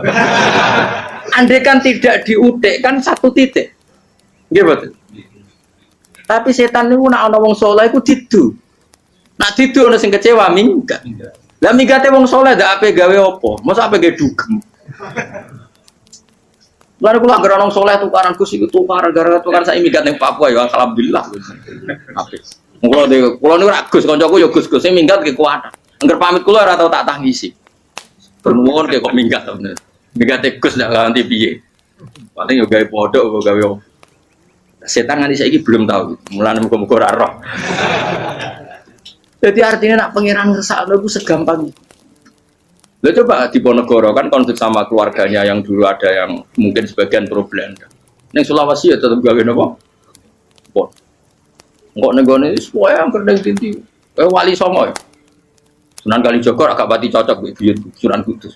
Rapati cocok akhirnya dakwah ning Kidul di daerah kene. Terus akhirnya ono, ya udah mono tawai rong katam terus jadi Islam macam-macam. Satu terus no. Tapi ya baru kayak ono Islam dok tingkir, dok Solo, dok Jog. Cara rapati tukaran Sunan Kalijaga men ngewangi Sunan Kudus, Sunan Bonang dan gue berhubung baru kayak tukaran sidik-sidik. Jadi bahasa saya itu buyut-buyut itu Sunan Kudus itu dua dukung Arya nopo. Sekali Joko dukung mungkin itu. Setuju ya. Pokoknya kurang satu terus-terusnya. Pokoknya saya mau Jogja diulang putus. Buyut-buyut keluar itu dianggutus. Serasa dijero-jero. Dan jelas barokah. Mau tukaran ya utak-utak neng Pantura.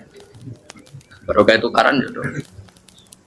Jadi, tapi rasa terus nak ngono tukaran barokah rasa mending ngono.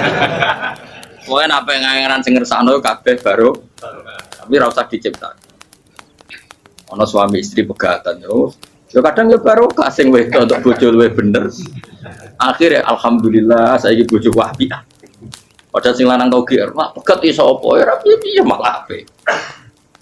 Iku pangeran. Makanya mikir Islam yo mikir. Sekarang kan ndak orang terlalu semangat Islam terus dia konsep Islam harus menguasai negara, akhirnya memaksakan jadi pemimpin. Jadi Islam harus kultural, akhirnya kejauhan Islam. Muat Islam kudu kaya, jebule kedunyan deknane. Islam kudu fikih, bebas hisab, kefikiran akhirnya buruh Cina. Justru kakean konsep bisa mari kuwajib. Lah ya ana sing wah Islam kudu sugih, nek sugih ben kuat. Jebule bareng sugih kedu. Ana sing milih fikir ae ben tambah hisab, kefikiran Islam buruh Cina. Islam harus merebut negara supaya ada konsep khilafah. Pas ngerebute wis ngafir-ngafir wong akeh. Pas prosesnya wis dadekno perkara. Islam harus kultural, juga main-main gong wae malah sindinan terus. Ra sido dakwah, mergo kakean apa? Kultural ora usah dikonsep, wis ben mlaku. Pangeran dhewe sing ngatur Islam. Kayak apa agama ini pernah ditinggal orang-orang terbaik. Mulai para sahabat tabi'in sampai wali songo, nyatanya tetap Iku nunjukno agama ini diurusi Allah Subhanahu wa taala. Kenapa khidmah wae? Kayak saya yang mengkhidmah Islam. Khidmah itu berbakti memberi pelayanan pada Islam. Tapi ra usah ngrasa mimpin apa? Islam, apalagi membuat konsep untuk Islam. Justru konsep kita ini nanti yang merusak. Karena tadi ngendikan ulama-ulama wa inna minal ilmi la jahlan. Kadang ilmu itu tetap melahirkan kebodohan. Kenapa? Ketika ulama ditanya, innalil ilmi tuhyanan katuhyanil mal, karena ilmu itu punya keangkuhan, kelajutan kayak lajutnya harta. Misalnya gini, saya seorang faqih. Ditanya sesuatu yang tidak mendesak pun saya jawab, hanya karena mempertahankan kredibilitas saya sebagai seorang faqih. Padahal jawaban saya itu malah bahaya bagi is. Misalnya gini, contoh gampang. Ada orang misalnya Ruhin baru tobat, dia sholatnya salah, rukuknya salah. Terus saya ditanya sama Fauzi, Gus sholatnya Ruhin siapa enggak? Wong dia enggak memenuhi syarat dan rukun. Tentu saya sesuai disiplin bagi saya bilang enggak sah. Karena harus sujudnya ngongkrong atau dia sholatnya fatihahnya ada. Padahal andaikan saya ada jawab lebih baik. Karena apa? Bisa saja menurut Allah sholatnya dia enggak sah secara fikih tapi diterima Allah.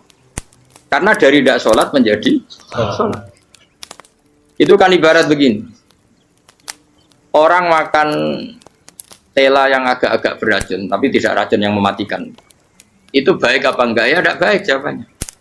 Tapi kalau bandingannya daripada tidak makan sama sekali, tentu baik makan. Nah, kesalahan itu yang, makanya kata Imam Ghazali, kesalahan itu yang dialami para fuqaha mu'asirun sekarang. Setiap pertanyaan itu dijawab. Dan ironisnya karena sesuai disiplin. Ya tidak bisa, makanya saya pernah punya teman divonis dokter 2 bulan lagi mati. Teman itu gak doyan mangan. Tapi sarannya dia hidup kalau ada obat dari Jerman itu. Kalau ada obat dari Jerman dia hidup. Kalau enggak ya mati ya. Tak tili mati kapan? Kan itu. Kabare rong wulan meneh. Sesuk wis sopan rong wulan. Lho kok rong wulan cepet kok mana sih? Kowe iku iman mulai cilik, memangnya mati ku gak rong wulan kasih sowae iso wae engko. Wong pangeran sing di otoritasnya wae ra jajeni rong wulan 3 wulan kok dokter jajeni ke percaya, aneh-aneh wae. Sik tak takoni Israil lah muni ora. Iya, ora mesti bener kok tak imani. Lah iya, Pak. Kowe cek goblok iku mondok, rong wulan iku ora mesti sesuk ya mungkin. Nek padha-padha mungkin sesuk ya mungkin kok ya. Padha-padha mungkin kok milih sing rong wulan, milih sesuk ae. Milih sesuk saiki tak istighfar be aku, tak ngaji, dadi keren mati sesuk. Yo, bulit bodoh nele sesuk. Saya kisah urip.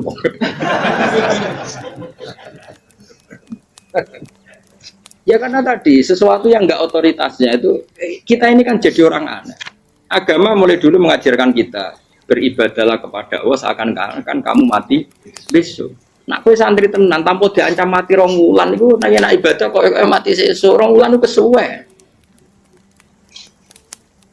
Lho kula nganti saiki perasaan kula nggih urip mesti. Makane kula di dhuwit 200.000 cara kula nggih kathah. Urip nganti sesuk ya di dhuwit 200.000 aki ya. Ana wong butuh dhuwit akeh mergo nyongkone urip suwi. Terus kula akhir, kan kula ora pati seneng derajat, besok mati kok di derajat bareng besok. Ya kita mangka anak tamu tuh. Akhirnya dia terus mulai rileks, mulai sebelum malah ramati. Maksud saya itu kita makanya kembali lagi antumul fuqara'u ila. Kita ini butuh. Makanya kalau suwun semuanya anut para nabi dan kalau ada kesalahan para wali, para nabi itu kesalahannya apa? Mimba bihasanatil abrar sayyatul muqaddam. Jadi nabi itu karena hubungannya dengan Allah sangat apa? Dekat sehingga hal-hal yang cara zahir itu salah tapi itu menjadi berkah dan kita tidak pernah kayak apa sulhul apa? Hudaybiyah. Makanya kata Abu Bakar enggak ada sulhun a'dhamu minal Hudaybiyah. Enggak ada perdamaian yang lebih afdal ketimbang Hudaybiyah. Makanya saya itu termasuk ulama yang setuju misalnya di McGill di Amerika atau di Kanada itu kan ada Islamic Studies. Saya pernah ditanya, Gus, kalau ada sekolah perbandingan agama menurut kamu setuju enggak? Saya bilang enggak masalah. Yang penting asal yang dikaji itu Islamnya, bukan orangnya. Kalau yang dikaji orangnya ya copet Indonesia ya Muslim. Kadang koruptornya ketua partai Islam. Wonge kan macem-macem. Yang dikaji Islamnya loh, asal yang dikaji Islamnya. Jangan orangnya. Orangnya bulat-bulat. Wah, juara lah no. Juara. Karena pikiran saya niru Hudaybiyah. Ketika Islam didiskusikan secara masif, tetap yang unggul itu Islam. Makanya Rasulullah minta, enggak apa-apa, semua perkara saya setujui, cuma jangan larang orang mendiskusikan Islam. Akhirnya di Mekah, di Darun Nadwa, di pojok-pojok kampung, di perapatan-perapatan orang tanya, sebetulnya Muhammad itu maunya apa? Mereka ada yang bilang, ya Muhammad kepinginnya wong nyembah pangeran. Pangeran sapa sing gawe langit bumi.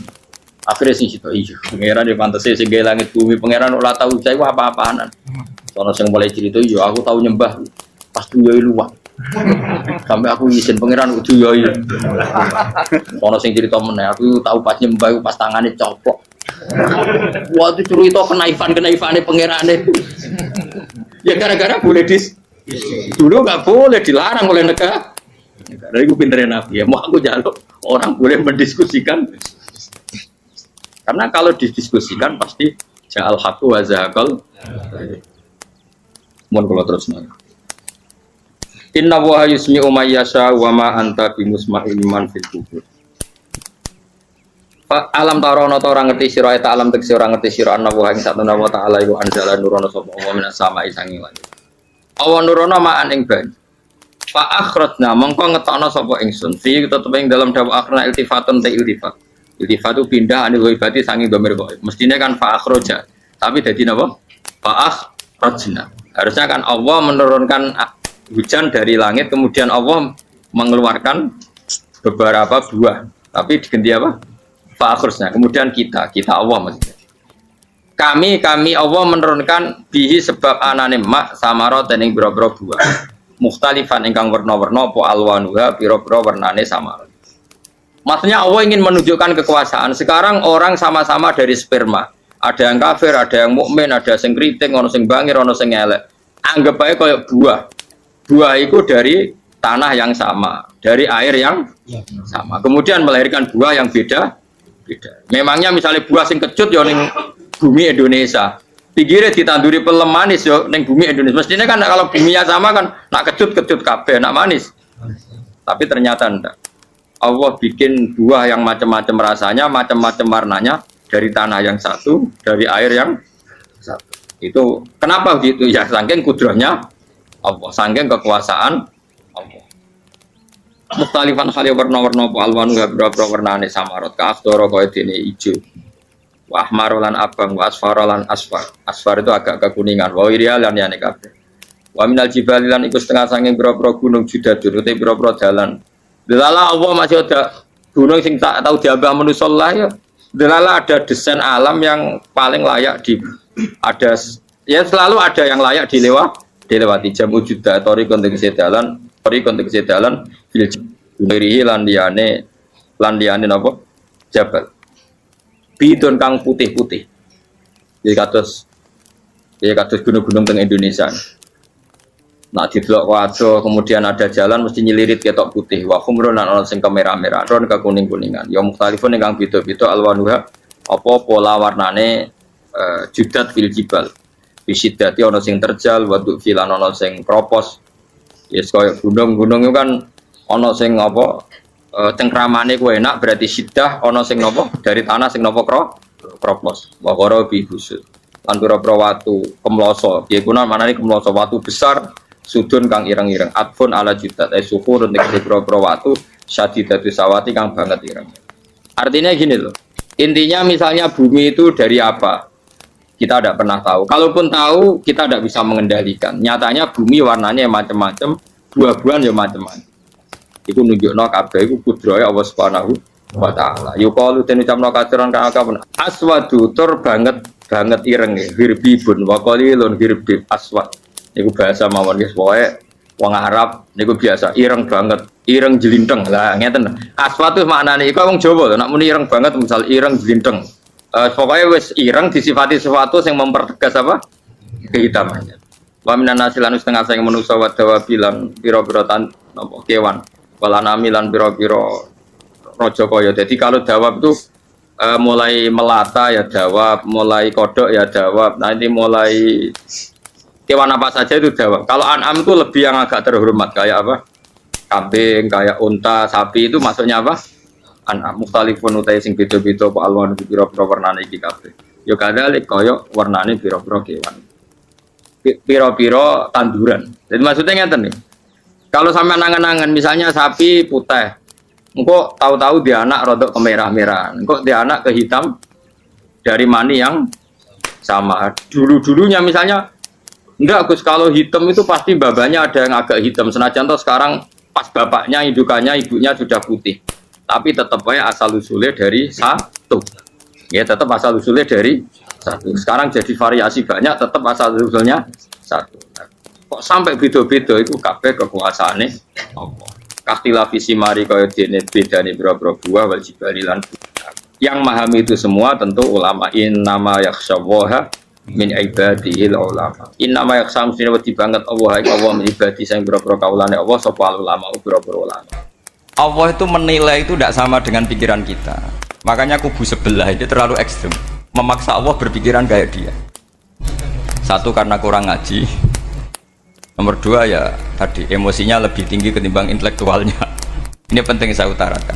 Ternyata orang yang nyuap tadi apa nilainya plus, yaitu dia iman sama dawai Rasulullah Shallallahu Alaihi Wasallam. Kalau yang namanya saksi itu penting. Cuma dia mendapat cara itu lewat suap. Tapi kan iman. Iman kalau dawai Nabi itu benar, kalau ada saksinya pasti min ahlil jannah. Terus dia nyari saksi harus dibayar ya dibayar. Sekarang sama iya 1 juta nah. Sekarang saya tanya di KPPS atau di mana-mana saksi pemilu itu dibayar enggak? Dibayar sah apa enggak? Sah. Jadi kadang kebenaran itu harus dibayar. Ini penting saya utarakan karena ada orang perempuan cantik dirayu, digaji supaya main di niklab dibayar jadi orang maksiat. Lalu mungkin ada ustadz gaji dia bayar dia supaya mondok. Gak tahu terusannya apa, terus diwayah apa enggak tahu saya. Pertanyaannya ketika kamu bayar kemudian jadi santri, itu kamu dosa nyuap apa dosa sodako membiayai proses kebenaran? Sodako. Tapi kalau yang bayar untuk jadi pegawai niklab maka membiayai kemaksiatan. Maka pembiayaan ini penting secara fikih, arahnya kemana? Ke hak apa ke batil? Jika di Fathul Mu'in diterangkan misalnya ada orang layak jadi pemimpin dan kemudian rivalnya itu orang yang menyesatkan atau calon perusak bangsa, ya maka calon pemimpin yang soleh itu wajib berkompetisi meskipun bibadlil mal, karena kalau yang memimpin orang fasik kampung ini rusak, kalau yang memimpin orang soleh kalau nggak bayar juga nggak jadi, maka wajib bayar. Lah yang soleh bayar ini berstatus sedekah, tapi yang batil ini berstatus suap. Kenapa demikian? Karena yang namanya riswah atau ada yang baca ruswah adalah pembayaran untuk mengehakkan barang batil dan membatilkan barang hak. Sementara pembiayaan orang soleh adalah untuk memperkuat hak.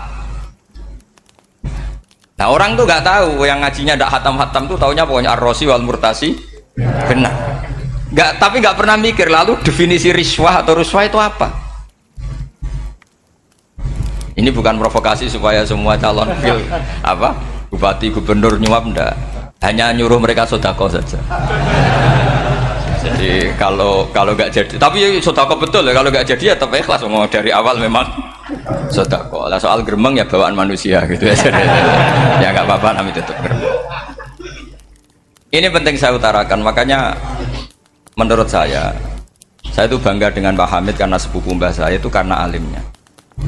Meskipun banyak orang mensifati beliau wali dan memang wali betul, tapi saya tetap menstatuskan beliau orang alim yang dari kelaziman alim itu beliau wali.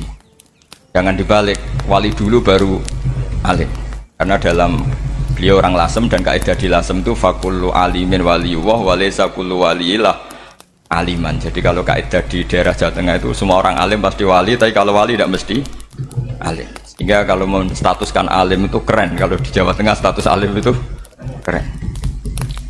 Dan soal keramat yang kaitannya dengan Mbah Mun itu masyhur itu dulu ketika Mbah Hamid santai-santai sama Pak D. Taifur sama keluarga lah. Beliau mau istirahat, kemudian yang datang Kiai Maimun, Mbah Mun zaman itu masih dipanggil Gus. Topo pur, ada Pak Taifur di situ. Kata Pak D. Taifur, kalau manggil Pak D itu Gus Mun. Dan itu Mbah Hamid ngendikan rojulun alimun, ada Pak Taifur, orang lelaki yang alim yang wali. Di beliau muji Mbah Mun juga alimun dulu, rojulun alimun wali.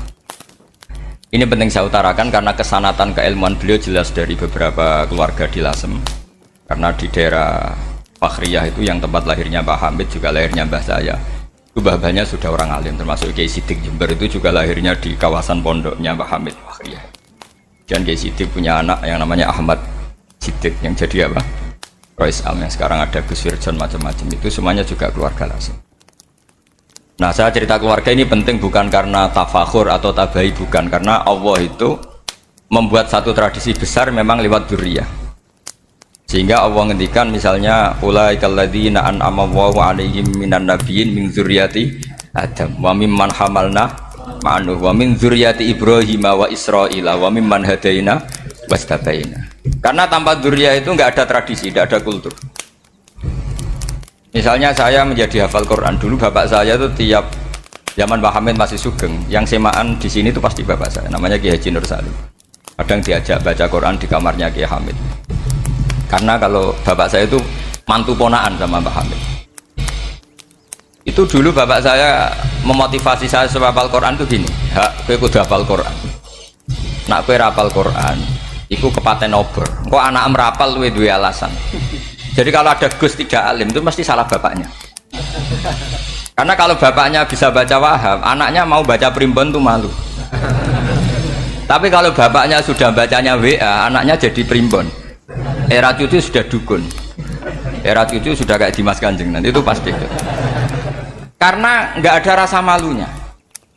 Tapi kalau bapaknya alim baca Wahab misalnya, juga qanaah, anaknya juga itu figurnya. Cucunya juga gitu figurnya, makanya disebut dzurriyyatam ba'duha min ba'd. Ini penting. Dulu Mbah Mun itu sering ngijazahi saya, itu persis ijazahnya bapak, ijazahnya Pak Hamid. Kalau punya amplop itu ya dibeda-bedakan, ini amplop dari tamu, ini dari pejabat, ini dari orang fakir. Sehingga penggunaannya juga sesuai itu, tidak serampangan. Karena dianggap amanat, kalau kita salah tasarruf maka menjadi hisab. Kalau sekarang nggak salah dikumpulkan. Orang desa salam template wadol pitik kuru wedhus kuru ambek guse dikutuku HP seri terbaru, itu kan kasihan itu.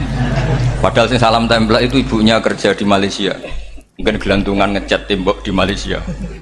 Hasil salam tempel digugus tuku HP terbaru itu kan nggak imbang. Nanti gue tuku tasbih kan sumbut. Ini bukan nyindir tapi ngamuk.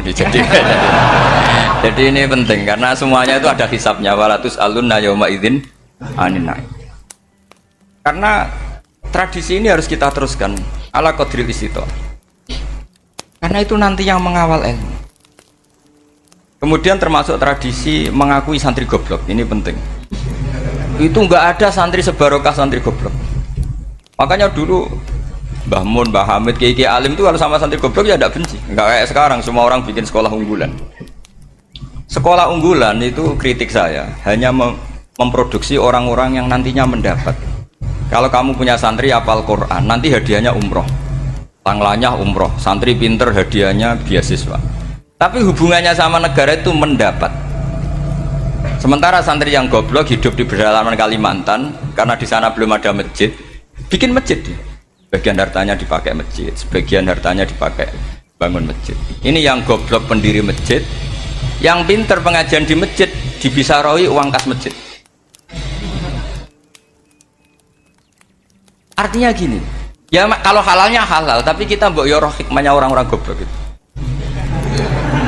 Supaya kita tetap ngaji Rabbana ma khalaqta hadza batila. Semua ini ada gunanya. Subhanaka ma khalaqta. Jadi semua ini ada gunanya. Maka bagi santri-santri yang goblok tolong nanti saya di-Fatihai karena saya ini pembela Anda. Loh yang ngomong biar saya karena saya terkenal santri pinter. Kalau yang ngomong sampean goblok kan nggak ada yang percaya. Oh, padune padha gobloke kan gitu. Yang ngomong harus saya. Saya itu niru Rasulullah Shallallahu Alaihi Wasallam. Nabi itu kalau ada santri serabakat pinter itu diwaris sak surat usung nang mulai pinter. Banyak itu. Balighu anni walau ayah, ada sahabat ngaji hanya diajari idza zulzilatil ardu, sudah kamu pulang, sudah pinter. Karena betul. Sekarang coba diangan-angan, ada santri alim alamah, mungkin bakasnya furu'iyah, gimana hukumnya Jumatan jumlahnya itu 40 kurang atau 40 pas imam. Kemudian ada yang batal satu, hukumnya gimana? Dia mikir furu'iyah. Sementara yang goblok, dia di desa tertinggal gak ada masjid. Piye caranya dia masjid? Ini bikin aslul ibadah. Yang sini sudah khilaf tentang yang gak penting. Jadi orang goblok kadang lebih keren. Akhirnya apa? Duriannya yang goblok nanti jadi orang alim alama ngekholi wong goblok karena pendirinya biasanya orang pati pinter. Itulah Allah Subhanahu wa Ta'ala. Ada bikin sesuatu itu sia-sia. Nah, saya ini korban ilmu itu. Akhirnya santri saya banyak yang nggak jelas. Ya, tapi ya saya terima saja. Saya santri itu macam-macam. Ada yang profesor, ada yang doktor, ada yang goblok, ada yang baru tobat kemarin, ada yang Cina lagi seneng ahli sunnah wal jamaah, macam-macam. Semuanya ngaji sama saya. Karena saya tetap berkeyakinan Rabbana ma khalaqta hadza batila. Ini penting saya utarakan karena khazanah kita ini jangan digerus oleh orang yang tidak bertanggung jawab. Pernah ada di hadis Muslim, ini cerita di Sahih Muslim. Ada seseorang sedang sujud kemudian diinjek oleh orang fasik. Saya ulang lagi, diinjek. Rokobahnya yang diinjek itu rokobahnya. Lehernya itu diinjek sama orang fasik. Kemudian si yang sujud tadi bersumpah wallahi la yaghfiru wallahu lak. Demi Allah, Allah tidak akan mengampuni kamu. Itu Allah kemudian mewahyukan sama Nabi di zamannya. Wahyunya adalah mangdalladzi yata'alla alayya alla aghfira li fulan laqad ghafartu dzunuba wa ahbattu amalak. Siapa yang mencantut namaku dengan menstatuskan saya tidak bisa memberi maaf, sungguh orang itu saya maafkan dan yang ahli ibadah amalnya tak cabut semua, tak hapus semua. Karena Allah tuh nggak boleh distatuskan sesuai keinginan kita. Kita sedang soleh terus mengatakan orang lain tidak soleh, Allah tidak akan ngampuni. Ngampuni tidak, itu wilayahnya Allah dan Allah yaf'alu ma yasha. Dan Allah berkali-kali memaklumatkan dirinya yaghfiru liman yasha wa yu'adzibu man yasha. Tapi ini kubu sebelah nyifati Allah hanya wa yu'adzibu, kubu sebelah kan gitu. Tidak pernah kalau Allah disifati yaghfir. Bagaimana Allah gak tersinggung? Allah selalu distatuskan yu'adzib. Kira-kira kalau Allah kan gini, saya ini bisa u'adzib, bisa aghfir, kenapa status saya tinggal yu'adzib? Ini ngaji di mana? Khatam enggak kan gitu. Makanya resikonya ahli sunnah itu masyhur tuh Pak Hamid Pasuruan, tamu macam-macam diterima. Ketika orang benci Golkar itu ada tamu dari Golkar juga diterima. Ketika orang nggak mau diberi hadiah oleh orang Golkar, Pak Hamid ya diterima. Bilang ke bapak, mengaku lo mau wae Nur, duit engkau ana gunane dhewe. Sing marai rawan hisab itu kan kamu dapat uang nggak jelas kemudian kamu pakai pribadi. Kalau orang-orang soleh kan nggak pernah dipakai, kan aman saja. Loh, dihisab apanya? Wong hanya peralon. Kalau istilahnya Pak Hamid itu peralon. Datang diberikan orang lagi, datang diberikan lagi. Kalau kena kamu kan hisab. Terus kamu nyate makan wareg glegeken, nah itu uangnya nggak jelas dipakai nyate glegeken, ya mesti hisab. Kalau nggak jelas ya disedekahkan. Kalau ingin bebas apa? Hisab. Tapi kalau sering sedekah biasanya nggak bebas dari miskin. Tapi kalau kamu wali kan tetap kayak Pak Hamid itu masyhur bisa kok. Tapi kan nggak jadi miskin. Kamu nggak terkenal sakok tapi miskin. Ini nggak wali. Ini penting. Jadi kebanyakan orang ekstrim karena mensifati Allah Ta'ala itu hanya dengan status yu'adzib, tidak dengan status yaghfir. Dan itu mereka harus ngaji lagi. Kurang apanya Rasulullah SAW?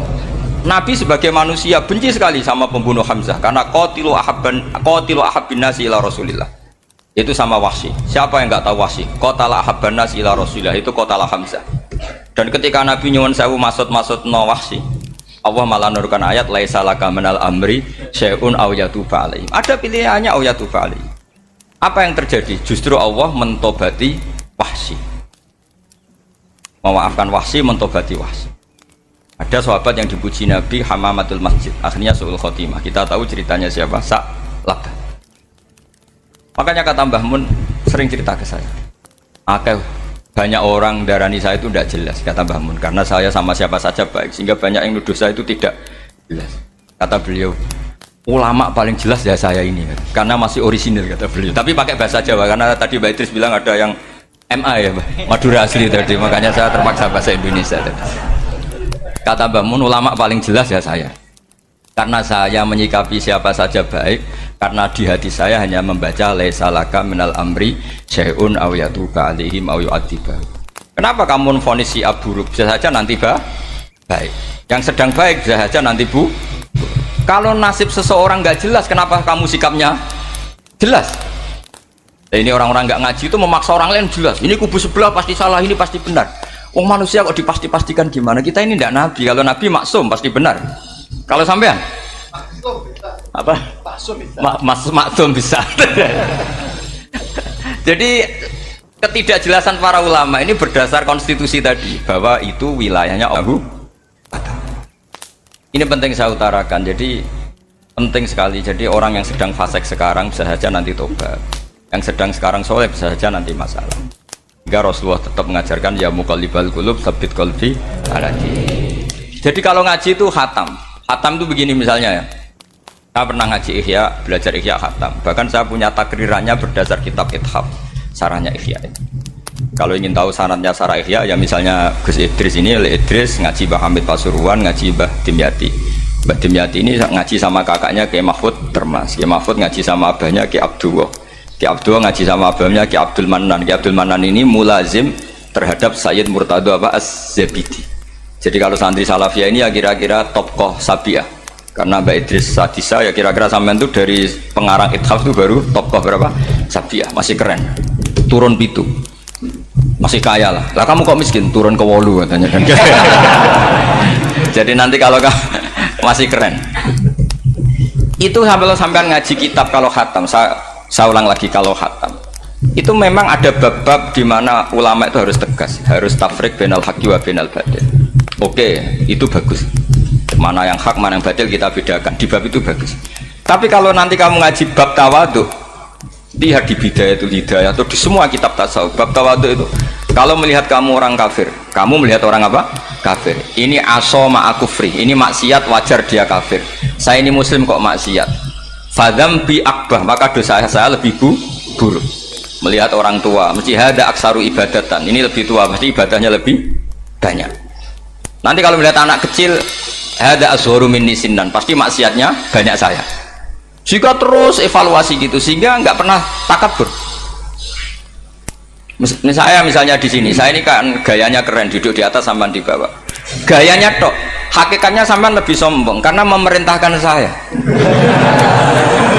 Jadi panitianya itu, makanya saya merasa tawadhu saja meskipun berdiri. Karena hakikat saya ini makmur, diperintah. Panitia ini, penyelenggara ini amir, pemerintah. Kira-kira sombong mana? Itu sekali saya tidak memaafkan, finnar itu.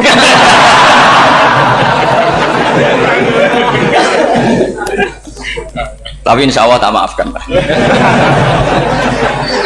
Iya masih insya Allah. Jadi ini penting. Jadi mbok ya orang-orang yang ekstrim tuh mikir keinginan Rasulullah SAW itu umatnya meninggal dalam keadaan baik. Makanya benar tadi, notulen tadi, kalau doa, kalau ingin mandi itu memang harus ada jadabnya. Tapi yang asli loh ya, jangan gaya-gayanan. Ya asli betul, yang nggak khilaf memang asli. Itu ada seorang wali doa di depan Nabi itu begini, ya Allah saya harus jadi orang soleh. Allah diharuskan itu kan nggak sopan ya. Ya Allah saya ini harus jadi orang soleh. Kenapa? Sekali saya soleh maka surroh habibu, yang senang kekasihmu. Sekali saya fasik maka yang senang musuhmu, yaitu iblis. Tinggal jenengan milih mana, nyenangkan kekasihmu apa nyenangkan musuhmu. Akhirnya dapat aku ya sudah soleh aja soleh, ini kok doa kok neror orang ini. Kira-kira gitu. Jadi ya Allah saya harus jadi orang soleh. Kalau saya jadi orang soleh surroh habibuk, yang senang kekasihmu. Kalau saya jadi orang fasik yang senang musuhmu. Sedangkan tinggal milih saja, menyenangkan kekasihmu apa menyenangkan musuhmu. Kira-kira Allah senang mana? Senang menyenangkan. Wah itu doa paling mustajab. Tapi syaratnya harus anti bikolbin dan dari ijazah nggak mandi, itu ijazah nggak mandi. Maka ini tidak saya ijazahkan. Nanti kalau kamu ngalami isak sendiri, ngalami wujdi sendiri, terus ngalami itu insya Allah makbul. Ini mau gaya-gayanan copy paste nggak diterima itu. Jadi wali-wali dulu itu kalau berdoa itu sederhana, tapi dari hati yang paling dalam. Makanya Nabi Musa itu terkenal, orang paling seenaknya sendiri dan Nabi Musa hubungannya dengan Allah. Tapi sama Allah dimaafkan karena orisinil, tidak bikin-bikin. Rasulullah juga itu, kalau sudah marah itu doanya gitu. Cuma celakanya ditiru Nira Warisman dulu itu. Nabi itu ketika perang Badar itu jelas kalah, nggak mungkin menang, sudah jelas kalah. Nabi hanya 313, orang kafir 1000 dengan perlengkapan apa? Sudah lengkap semua. Setelah perang dilihat itu jelas kalah. Seri awal yang memang kalah betul. Doanya Nabi apa? Allahumma intuhlik hadil isobah lam tu'bad badal ya. Ampun Gusti, silahkan bikin kalah, tapi ra ono sing roh najenan pangeran. Mohon lahiran jenengan jadi pangeran, serana sing roh. Enggak ada ibadah. Intuhlik hadil isobah lam tu'bad badal ya. Kalau engkau menghancurkan kelompok saya ini, jenengan sebagai Tuhan tidak ada yang nyembah lagi. Karena yang nyembah tinggal kelompok kita. Tapi yang ngendikan Nabi, kalau kamu niru tidak bisa. Gak bisa kamu doa, ya Allah saya ini santri salafiyah, kalau saya bodoh menjadi presiden buruk terhadap alumni salafiyah. Gak apa-apa sekali-kali doa gitu. Tapi kata Allah lainnya masih banyak.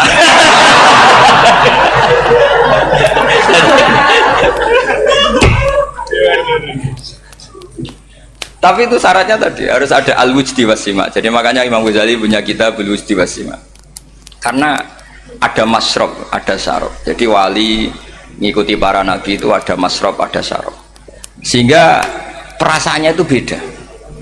Saya punya sekian contoh. Makanya tadi saya bilang di sini yang cerita nanti tak baca Arabnya ya, tabarruk dengan jamil apa? Salim. Jadi Nabi menyontohkan gini ya. Hubungannya Nabi dengan umatnya itu kata Rasulullah ibarat orang punya unta atau sapi yang susah itu. Yang sarodat itu berat. Kalau bahasa sini apa betul? Yang larat ya Pak? Melayu.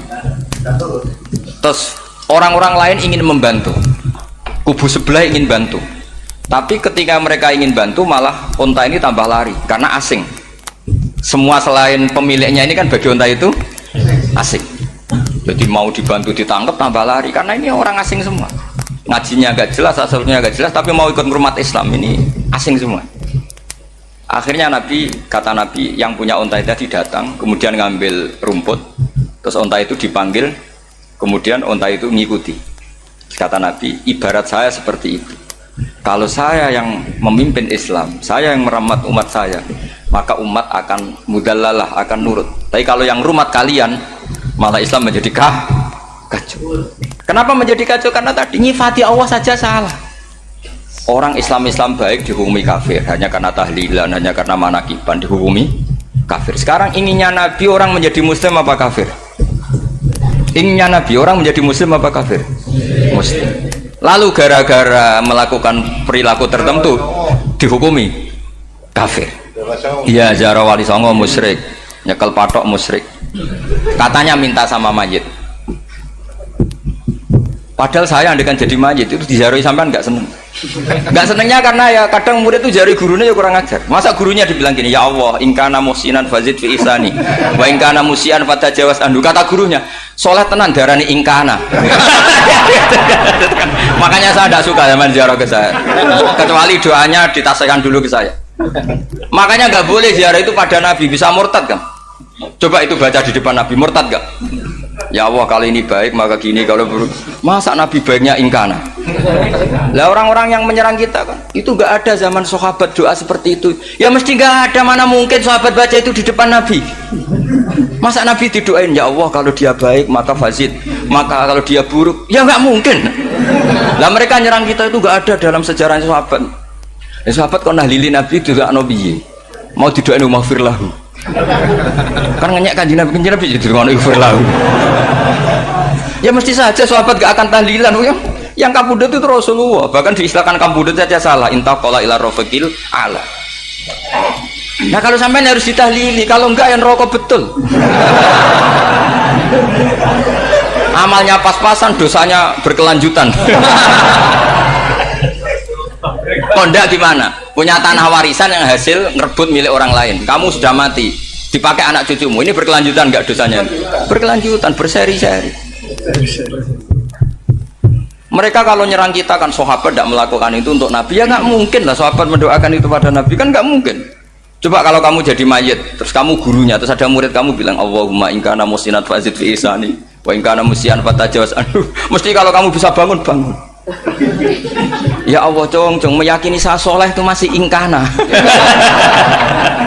Kalau guru saya soleh maka, kalau guru saya buruk maka.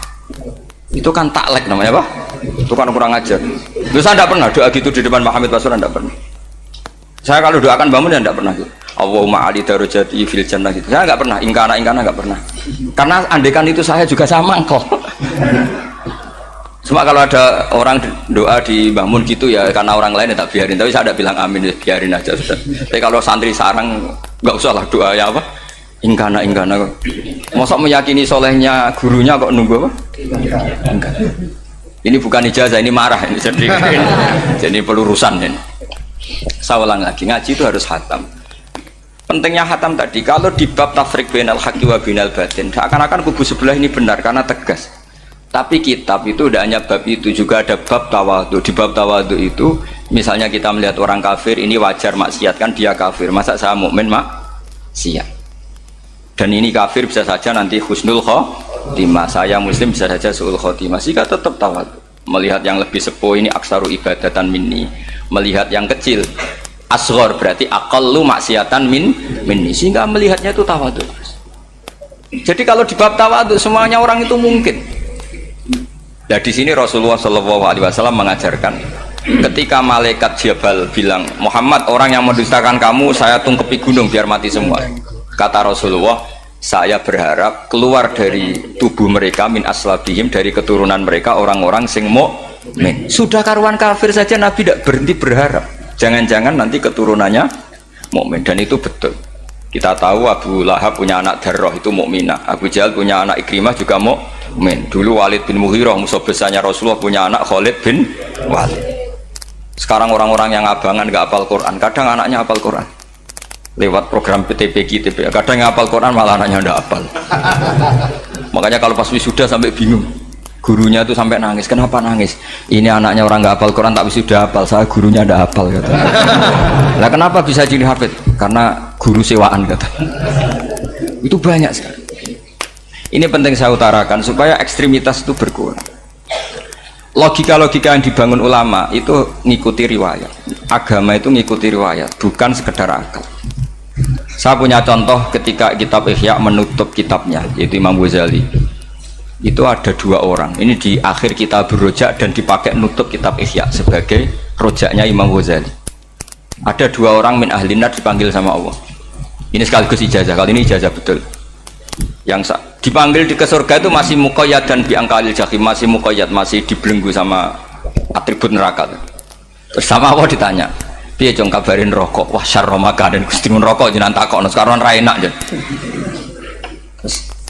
Terus kata Allah, ya sudah kamu kembali ke sana karena kamu memang orang fasik. Itu lari, semangat mau ke neraka. Ini ijazah. Semangat disuruh kembali ke neraka itu semangat lari. Allah tanya, loh Jong kenapa kamu semangat? Ya Allah, saya ini sudah kapok. Dulu ketika di dunia kamu perintah, engkau perintah, saya tidak semangat. Maka kali ini jenengan perintah saya semangat. Karena saya sudah kapok. Setiap engkau perintah saya ada lari semangat ke neraka. Nah barokahnya semangat masuk neraka ini, kata Allah, ya sudah kamu di surga saja.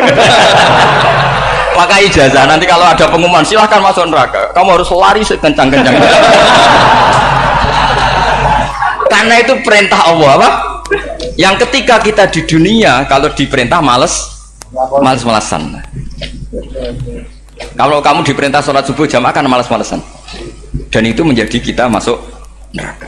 Sebagai kafarah itu ya Allah, karena ini perintah engkau, saya tidak males-malesan lagi. Wis ngembaliin rokok, lari semangat. Allah akhirnya harus dimaafkan. Panggil lagi, sudah di surga saja. Barokahnya semangat masuk neraka. Nah, ini ijazah ini. Ya diterima ya. Kok enggak semangat terima ya. Yang kedua enggak. Sudah kamu kembali ke neraka, pelengahan gitu. Enggak semangat. Allah dilihat terus enggak semangat. Kenapa kamu toleh-toleh ya Allah? Saya tidak pernah ngira ketika engkau manggil saya ke surga, kemudian engkau kembalikan lagi ke neraka. Ya sudah di surga saja, barokahnya husnudzon. Jadi ini ijazah, kamu milih 2 itu, milih yang mana terserah. Artinya apa? Logika kamu itu tidak mesti masuk apa yang dilakukan oleh Allah Subhanahu wa Ta'ala. Itu logika kamu kan tidak masuk, tapi Allah yaf'alu ma yasha. Ini penting saya utarakan. Nah tapi orang-orang ekstrim itu maunya nyifati Allah dengan status yu'adzib, yantakim, Jabbar, Qahar. Sifatnya Allah Ta'ala itu 99. Kenapa apa kamu hanya 1? Jadi tetap saja menghadapi fenomena seperti ini tetap laisa laka minal amri syai'un aw yatuba alaihim aw yu'adzib. Sehingga setahu saya Mbah Mun, Mbah Hamid Pasuruan, guru-guru kita, habaib yang alim-alim itu melihat tamu macam-macam ya dilayani semua. Karena ini ngadepi fenomena sosial yang semuanya tidak jelas. Kalau nggak jelas apa? Ya kita bisanya berharap karena afdolul ibadah itu intidharul farad. Kalau belum Islam sekarang kita harapkan nanti. Kalau bapaknya enggak kita harapkan anaknya. Kalau anaknya belum kita harapkan cucunya. Karena agama ini limangka nayarjuwo hawal yaumal akhir. Agama ini bagi yang terus berpengharapan, bukan bagi yang putus asa. Ini yang penting saya utarakan. Jadi apalagi Allah sudah punya rencana tadi, yang goblok-goblok di pedalaman Dayak bikin masjid, yang pinter-pinter ramen lomba untuk sangu, untuk umroh. Kira-kira memberi sama mendapat pahalanya keren mana? Memberi. Tapi tidak usah jadi goblok. Goblok tidak usah direncanakan, sudah terjadi. Jadi makanya saya bela karena sudah terjadi gitu. Tapi tidak usah direncanakan. Nanti terus wah goblok aja cara Gus Bak gak apa-apa ndak. Sudah kadung, ini cuma kita itu iman ya. Jadi karena yang pinter itu yang jumlahnya tidak banyak. Ini kita bully saja. Karena kamu bully pun tetap mulia kan orang pinter ini. Tapi kalau orang goblok gak dibela habis dia.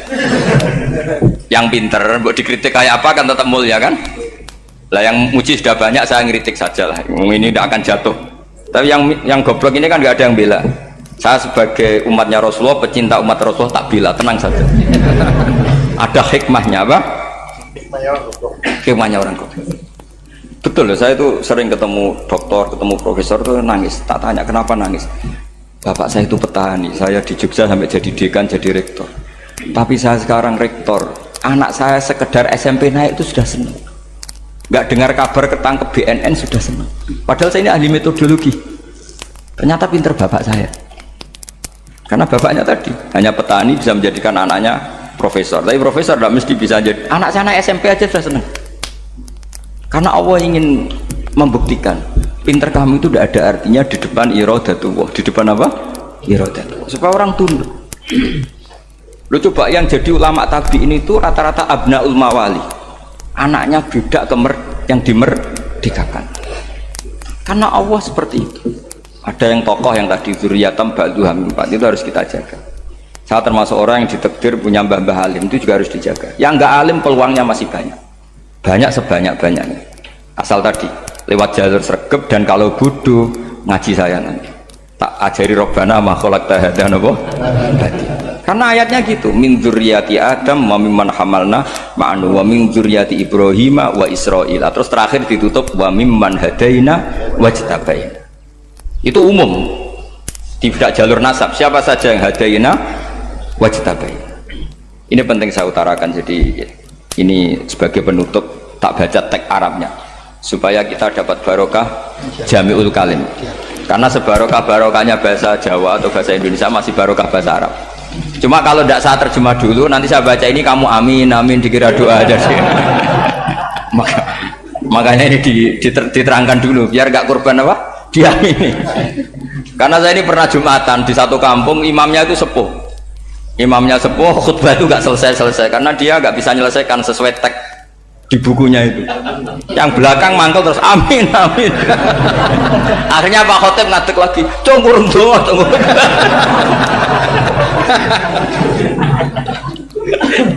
Ya ini masih teks Arab, yang belakang sudah apa? Amin amin. Ya saya baca. Nah disimak. Bismillahirrahmanirrahim. Waruya anak Arabian ja'ahu yatlubu min husay'an fa'atahu. Summa qala ahsantu ilaika. Dikasih sesuatu ya tadi saya contohkan, misalnya dikasih hanya 10.000. Qala al-arabiyullah wala ajmalta, kamu ya belum berbuat baik.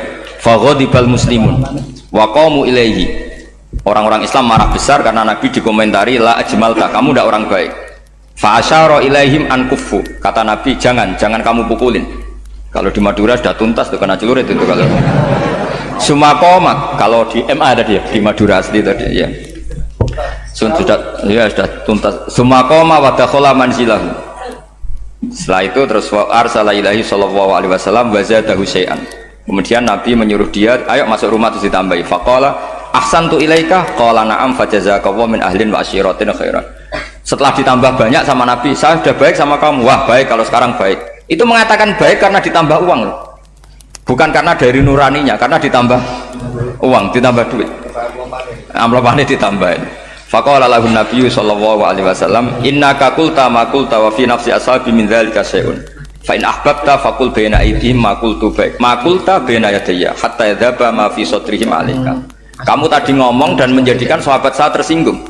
Coba sekarang klarifikasi supaya mereka clear apa? Itu menunjukkan klarifikasi itu termasuk wataknya Rasulullah sallallahu alaihi wasallam. Tadi kamu menyinggung saya di depan umum, maka sekarang kamu muji saya juga harus di depan umum supaya clear, supaya mereka tidak punya perasaan macam-macam. Sudah akhirnya qala na'am falamma kana al-ghadu awil asyu ja'a faqala sallallahu alaihi wasallam inna hadzal arabiyya qala ma qala fazidnahu fazama'nahu radhiya kadzalik. Qala na'am fajazakallahu min ahlin wa asyiratin khairan. Terus faqala Nabi sallallahu alaihi wasallam, ini penting ya bagi semua dai, bagi semua ustaz. Masali wa masalu hada masalu rajulin lahu naqatun syaradat alaihi fattaba'an nasu atau fa'atba'an nasu falam yaziduha illa nufuran fanadahum sahibuha khallu baini wa baina naqati fa inni arfaqu biha minkum. Jadi namanya unta, sapi atau kuda itu lebih terbiasa sama pemiliknya sama orang lain. Sama pemiliknya. Kalau orang lain ikut mantu ketika berat malah tambahlah lari. Sama kiai sama umat itu, kalau kiai kan punya syafaqah sama umat, maka ininya umatnya dimaafkan. Tapi kalau kubu sebelah ininya mengkafirkan, mendosakan, membid'ahkan, itu bisa diharap nggak umat mau kembali, malah lari. Makanya saya pernah ngalami ini serius. Ada orang tukang ngafir-ngafir nawang NU gitu. Di majlis, satu majlis dengan saya.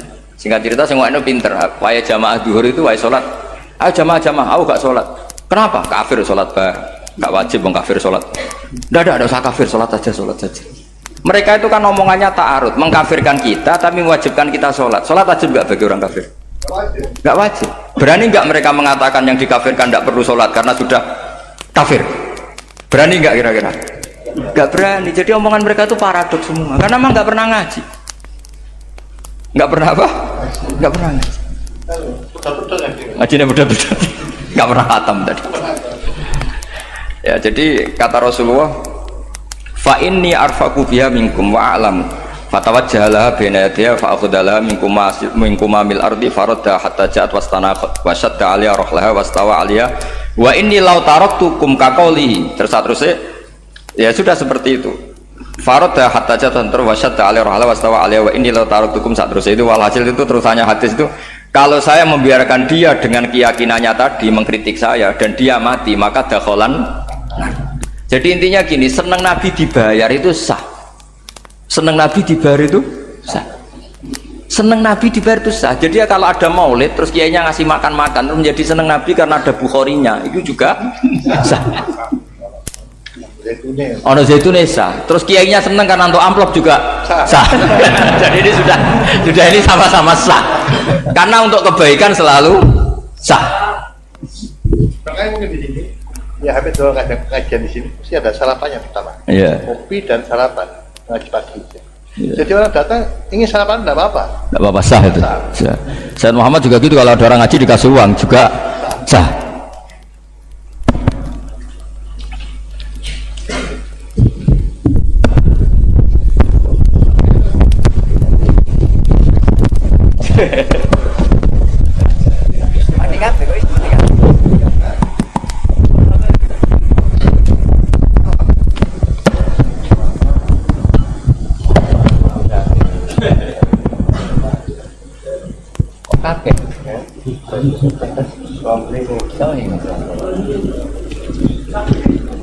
Subhanaka ma khalaqta hadza.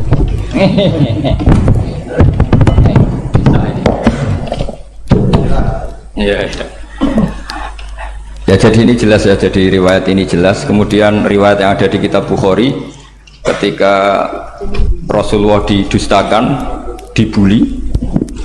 Ini wa ana mahmum ala wajhi falam astafiq illa wa ana biqarni sa'alib, yang di bawah garis itu ada yang di Bukhari. Farafatu rasi fa idzan ana bi sahabatin qad adallatni fa nadartu fa idzan fiha jibril fa nadani faqal inna wa qad sami'a qala qaumika laka wa maraddu 'alaika wa qad basa ilaika malakal jibal litamurahu bima syi'ta fihim fa nadani malakul jibal fa sallama alayhi thumma qala ya Muhammad faqala dzalik bima syi'ta in syi'ta an udbika alim al-akhsaban faqala Nabi sallallahu alaihi wasallam bal arju ayyukhrijawahu min aslabihim ma ya'budu wa wahdah la yusyriku bihi syai'an. Jadi Nabi menghadapi yang sedang kafir saja enggak putus asa, bisa saja mereka nanti melahirkan anak-anak yang Islam. Jadi kalau ada kiai menghina orang kafir itu jangan melihat kiai kok kancanan wong kafir, yang benar itu kiai yang penuh harapan sehingga sama orang kafir saja berharap. Tapi sekarang enggak, kiai kancanan wong kafir, kiai kok kancanan wong fasik. Logikanya dibalik, kiai nelateni wong kafir nak menawa anak turune masuk Islam, kiai nelateni wong fasik anak menawa dadi soleh. Logikanya harus seperti itu. Nah soal perang itu beda. Perang kan mereka sudah menstatuskan diri ingin bunuh kita, tentu kita harus berani untuk mempertahankan diri. Tapi kalau kondisi normal tidak bisa seperti itu. Ini kan kondisi normal. Itu Rasulullah ya nggak boleh, karena tadi bahkan kalau saya pernah ngaji ini di Sidogiri, pernah cerita Rasulullah jejer Nabi Nuh. Ada seorang wali, pasnya Abu Hasan Asyadili. Siapa Abu Hasan apa? Asyadili. Mimpi ketemu Rasulullah jejer Nabi Nuh. Kemudian Nabi Nuh itu digojlok sama Rasulullah. Kamu pernah maksudkan kaum kamu, bisa saja fi aslabihim atau fi zuhurihim ada nasamatan sing tu'minu billah. Sekarang misalnya begini ya, ini orang kafir. Di sini itu ada gen yang ribuan ila yaumil qiyamah. Bisa saja gen-gen yang sekarang masih di zuhurihim, karena kalau apa gen di lelaki diistilahkan fi zuhurihim, ini saja nasamatan tu'min. Nasama yang nanti mukmin. Kalau dia mati kan berarti kamu membunuh calon orang mukmin berikut. Jadi, tapi ya sama. Tapi kalau kamu bilang dibiarkan, bisa saja ini ada nasama sing calon kafir. Berarti kamu membiarkan kekafiran. Nah di sini hebatnya Allah. Allah bikin Nabi Nuh mewakili istihad potensi kekafiran berlanjut, sehingga beliau bilang wala yalidu illa fajiran kafaro. Paham ya kan? Rabbila tadzar alal ardi minal kafirina dayara innaka intadzarhum yudillu ibadaka wala yalidu illa fajiran kafaro. Logika itu terwakili oleh Nabi Nuh. Logika bisa saja ini ada nasamatan untuk minubillah, itu terwakili oleh Rasulullah bal arju ayyukhrijawahu min aslabihim may ya'budu waha wa la yusyriku bihi syai'an. Kayak apa untungnya kita jadi umat Rasulullah sallallahu alaihi wasallam? Masalahnya nabimu gak Nabi Nuh, Nabi Muhammad. Jadi kira-kira istihad kamu ikut Nabi siapa? Kalau main hantam ya ikut Nabi Nuh. Kalau main rojak berharap Nabi Muhammad. Ya sudah, sampean ikut mana aja? Nabi Muhammad. Ini penting saya utarakan supaya apa-apa itu terukur lewat ilmu. Ya pokoknya istilah kayak Wali Songo yang tercerminkan sampai ke kita kayak Pak Hamid, karena Pak Hamid ini sanadnya secara gen itu sampai Sunan Bonang, di silsilah itu sampai Sunan Bonang. Saya punya catatan nasabnya Pak Hamid Pasuruan sampai Sunan Bonang, ditulis Mbah Khim itu ya, pas 40 harinya Mbah Hamid itu silsilah itu. Saya kira demikian, saya mohon maaf atas semua kesalahan. Wah, baru mulai. Ya Santi Putri itu gak usah mikir besar berat-berat, yang penting nurut suami, itu kata para suami. Tapi kalau suaminya gak layak diikuti ya diberontak saja gitu. Karena gak ada sesuatu yang luar biasa kayak perempuan. Itu kata Sayyidina Umar, pernah dia mau jalan ya, dicegat sama Khawlah itu bintu Salaf. Itu sampai 3 jam, padahal Umar sudah Amiril Mukminin. Sudah siapa? Amiril Mukminin. Tapi ketika ditanya, kenapa engkau berhenti karena orang tua ini? Kamu tahu orang tua ini siapa? Ini ketika protes itu didengar langit sabtuju, yaitu yang di ayat qad sami Allahu qala allati tujadiluka fi zawjiha wa tashtaki ila Allah. Jadi sing protes wong wedok ora trimo bojone, Kanjeng Nabi diprotes. Ya singkat cerita, Khawlah itu cantik. Memang contohnya harus cantik. Kalau jelek nggak bisa. Khawlah itu cantik sekali. Walhasil dia mungkin khed atau apa, lama mungkin khed. Terus suaminya datang. Aus bin Somit ini datang. Melihat istrinya pas sujud. Di semua teks riwayat fa'ajabatu ajizatuha. Makanya gambarannya harus cantik. Enggak usah diterjemah ya, fa'ajabatu ajizatuha. Singkat cerita, Aus itu minta dilayani saat itu juga. Si Khawlah nggak mau karena sedang ibadah. Bongkok sih mas dalu. Enggak, gue sekarang. Saking mangkelnya karena agak kesampaian. Ya orang lanang kan gitu, mesti kotor kalau nggak kesampaian. Terus Zuhara minha, dia melakukan dihar. Anti aliyah ka dhuhri ummi.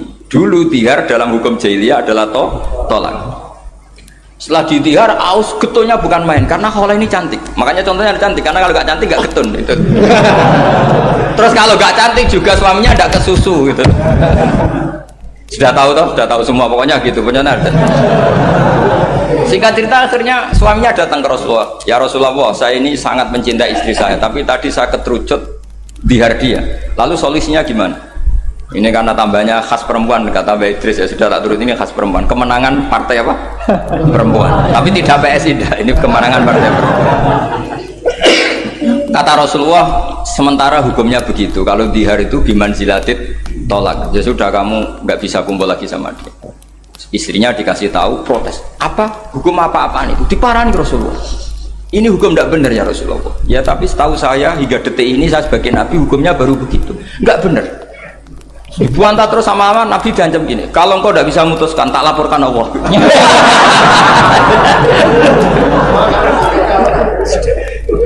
Akhirnya ini pulang sujud sholat lapor sama Allah.